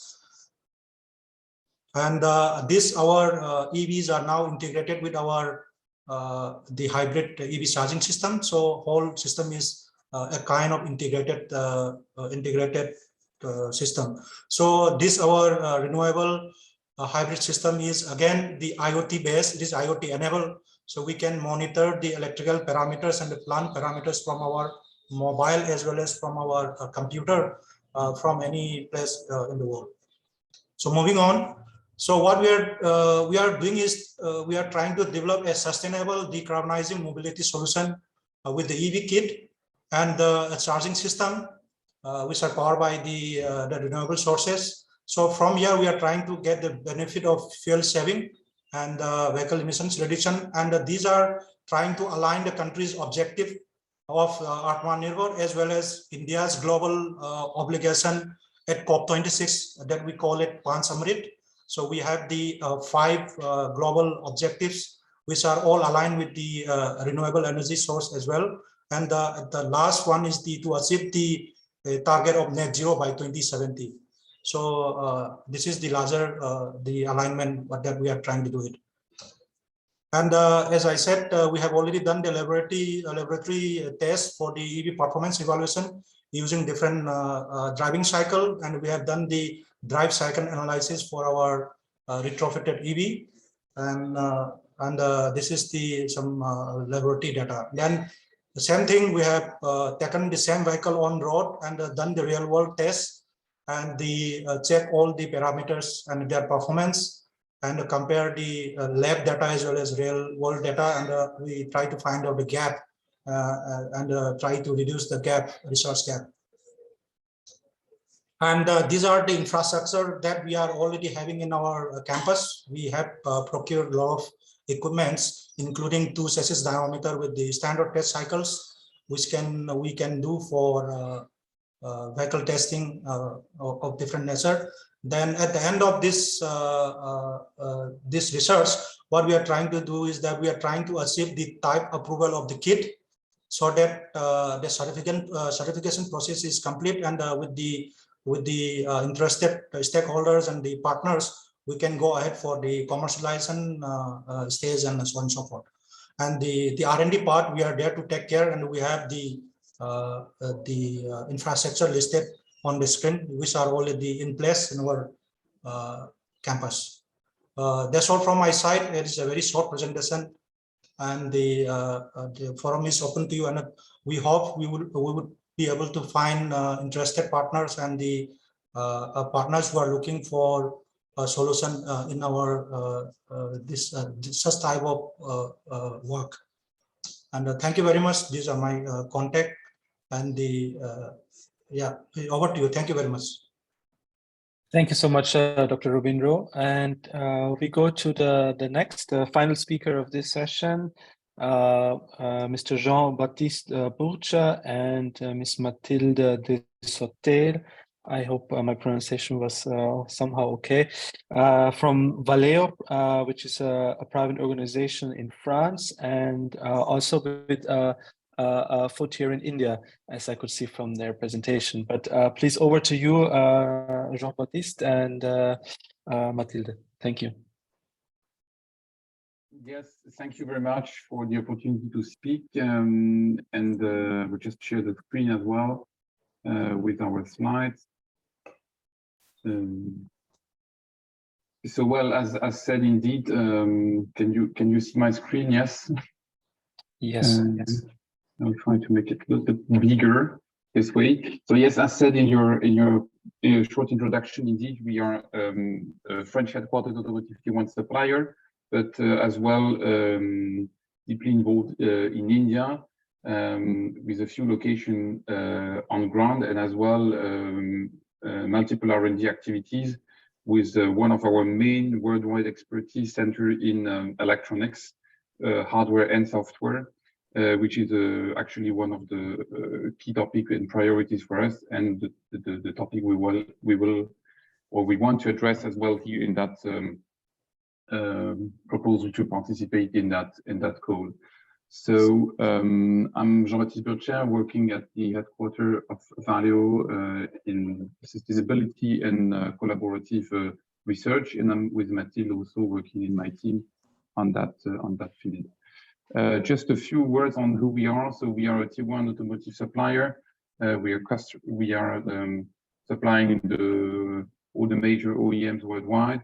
We have 4 areas of expertise in terms of products and R&D, from powertrain, where we are leader in electrification, as well thermal management in electrical vehicles, but also everything related to the future of automated driving with ADAS systems, and as well the future of lighting solutions. And finally, we have also an aftermarket activity, which is also actually one of the elements which is important for the call of today.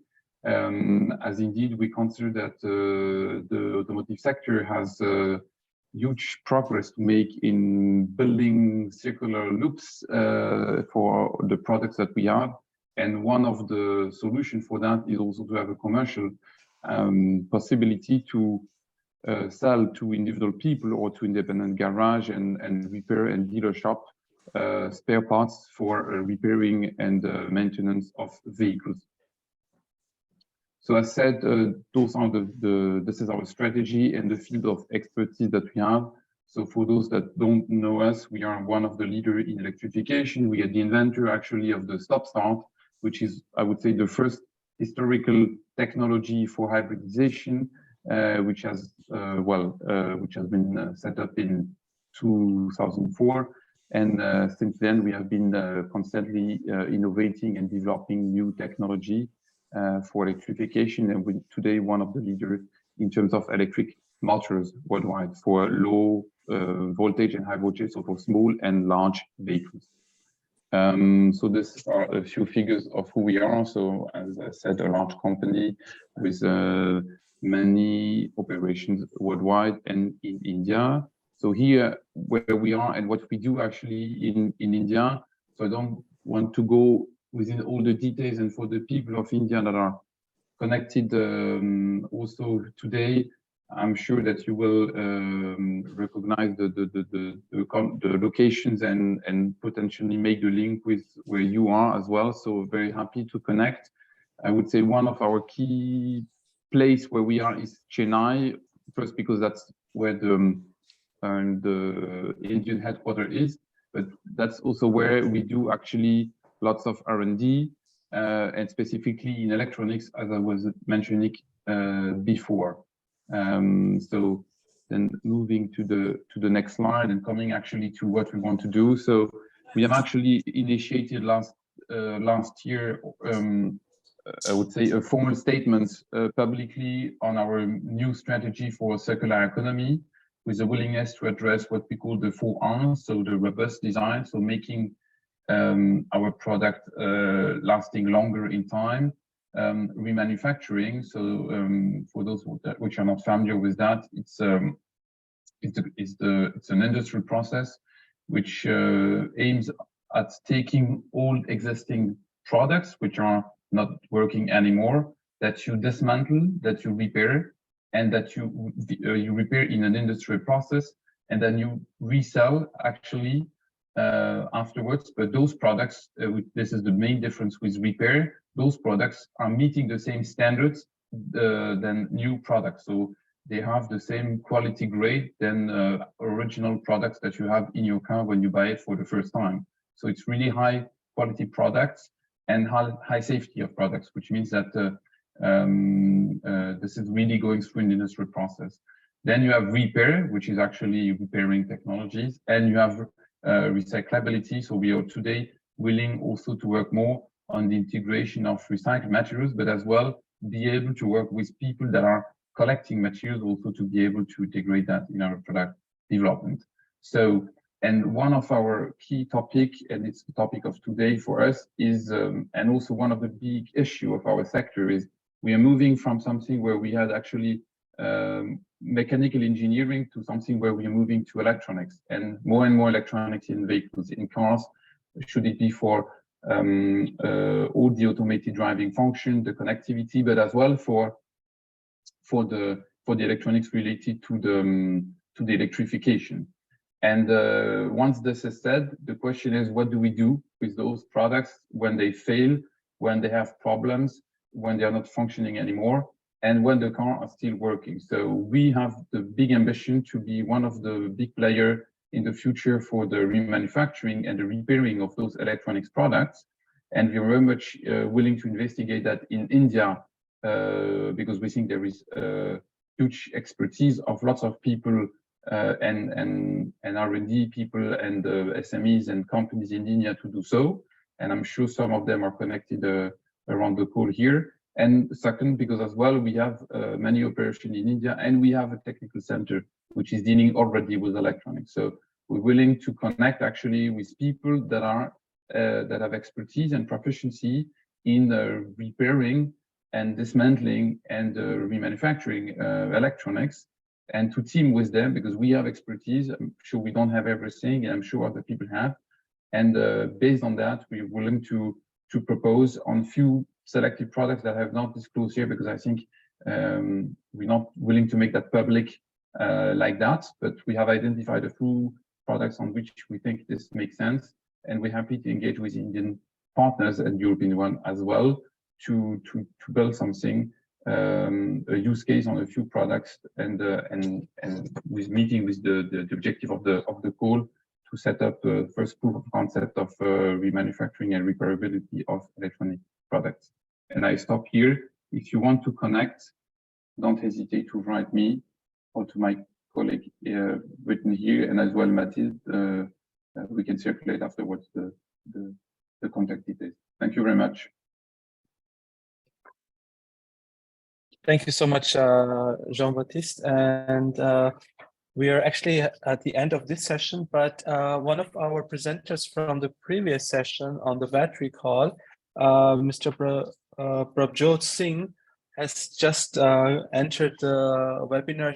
He was delayed because somehow his flight was late or something. So we want to still give him that opportunity to present his project. And yeah, Mr. Prabjot, thank you for joining, and your floor is yours. And kindly keep it within the 7 minutes. Thank you. Thank you, sir. Can you hear me, sir? Yes, we can hear you. You just have to share your screen. Yes, sir. So thanks for giving me the opportunity. I just reached in my place. I've got the flight late. So coming back to, yeah.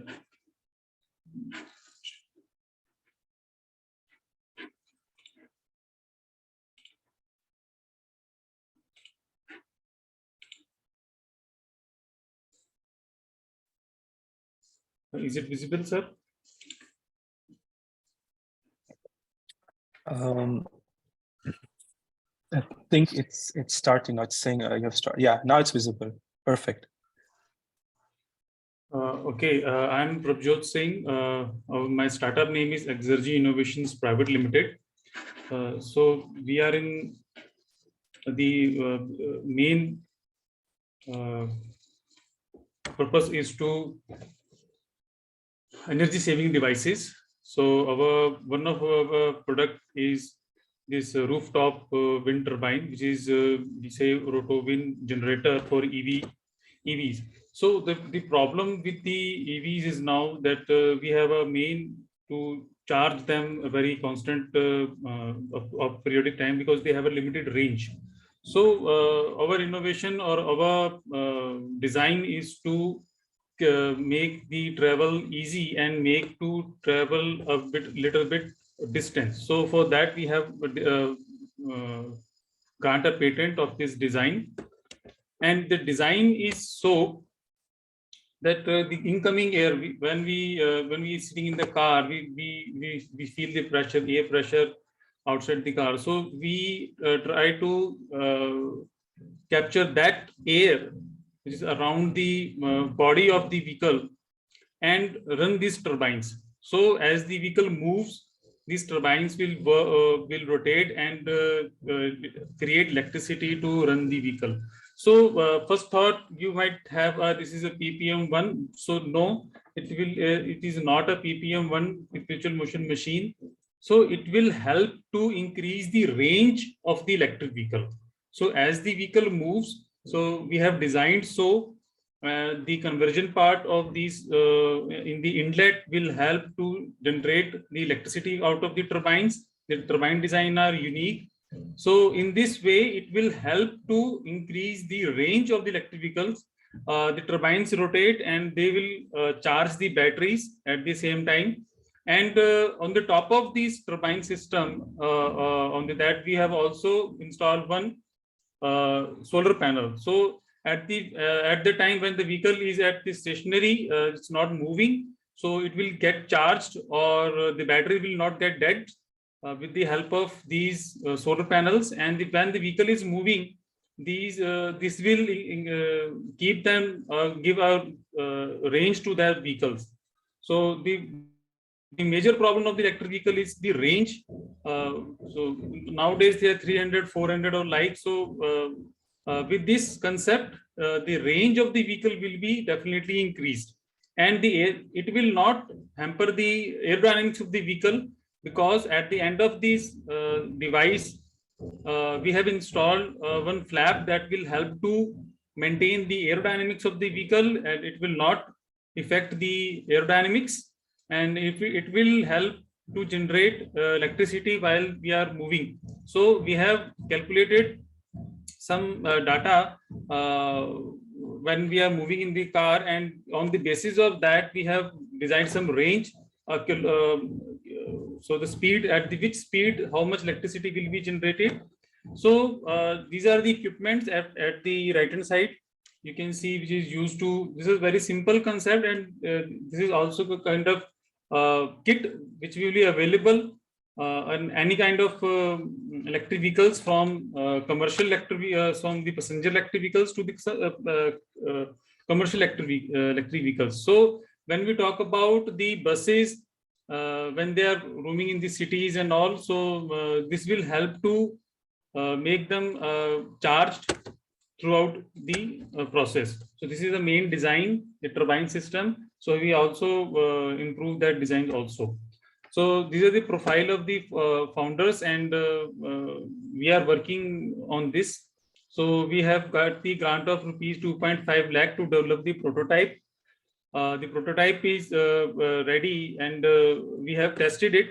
So for that we need collaboration or support to make this work move further and make this device a commercial one.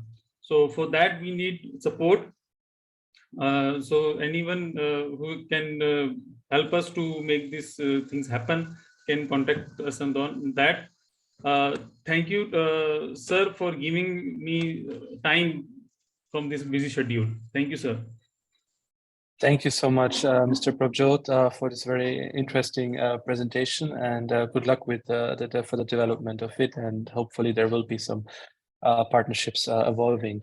Now, we had a very interesting session, almost 2.5 hours of, I would say, great presentations. This has exciting calls, very relevant to EU-India partnership in research innovation. We are now getting to the end of today's webinar, and who better than Tanja Friedrich, Senior Policy Officer at the European Commission Brussels, expert of EU-India partnership research innovation. Who better than her can end today's webinar? Tanja, a lot input, a lot to take with us, but what would you say? What are the next steps now? What to do next? Go for it. Yeah, thank you very much, Samrat. And first of all, let me congratulate the organizers for this event. It was very rich and hands-on, and I think from both sides, participants don't so really that is the first thing from now on, is to digest all that information.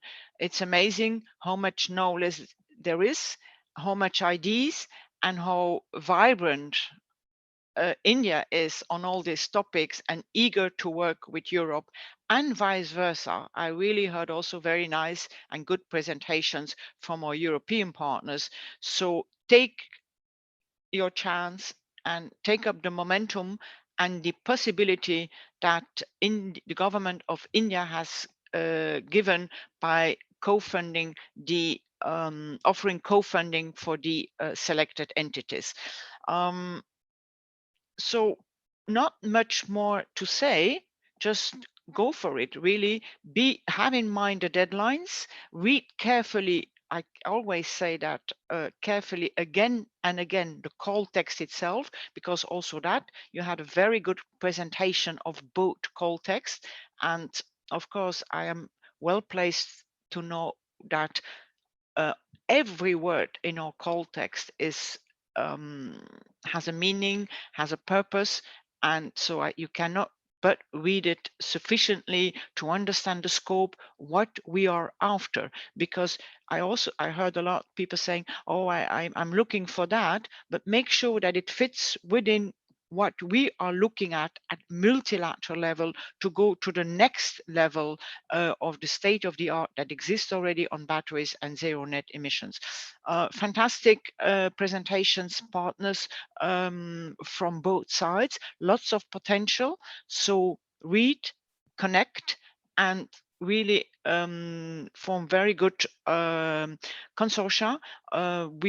We remain available, especially my dear colleague in the EU delegation in Delhi, Vivek Dham, for further clarifications to a certain extent, because I think after that session and both the presentations, I would tend to say that no, the ball is in your camp, and I wish you success, and we hope to see good outcomes. I look very much on all those of you who made presentations, and I will certainly be looking forward to your submissions as well. And of course, as everybody else, we always hope that you also will be successful. I have to say, I don't want to end on a negative note. It's a very competitive program, hence find good partners, work closely with the European partners who are more familiar with our program to submit proposals that really fit within this overall expectation that we have to increase together our knowledge and our capacity for a clean planet. That's what I would say. And also, I saw lots of interesting questions and sharing of knowledge and invitations to work together in the chat. So also that, I hope that will be preserved and shared, that we can follow up. I myself will look up at some. I saw that there was an entity here in Brussels where I am now, so I will certainly also be happy to connect and see what we can do together on these challenging topics. Thank you very much for organization, and best of luck to all those that participated today, and many more that should, so that we can have very good proposals. Thank you. Thank you so much, Tanya, for the closing remarks. And as you said, the ball is now in the camp of the scientists, and we really hope that this event has helped, to the next step of enhancing the chances for creating a consortium, identifying partners. And I would now like to just ask if it's possible for a minute to put on your cameras, dear presenters, so that we can take a family picture. So that's for our records. It would be lovely to have you all here. It's going to be a big family, huh? By now. Of course. EU India is a big family, and we'd like to see some successful proposals coming into the desks of the experts at the Commission, and we really hope that we will get some great results out of this. And with that, I would like to thank you again for holding in so long, still over 100 people with us. That's wonderful, yeah. 2.5 hours. Really a big respect and all the best, and we'll stay in touch. And the Brokerage event series is continuing for those interested in the other calls, AI, pandemic, health. Stay tuned. We will, inform you more about the agendas. And thank you so much, everyone. Have a wonderful a late afternoon in India and good lunchtime in Europe. Thank you. That's Bye. right. Bye. Okay, thank you. Bye. Congratulations. Very good organization. Thank you. Thank you, Tanya. Bye. Bye. Bye, everyone. Bye-bye.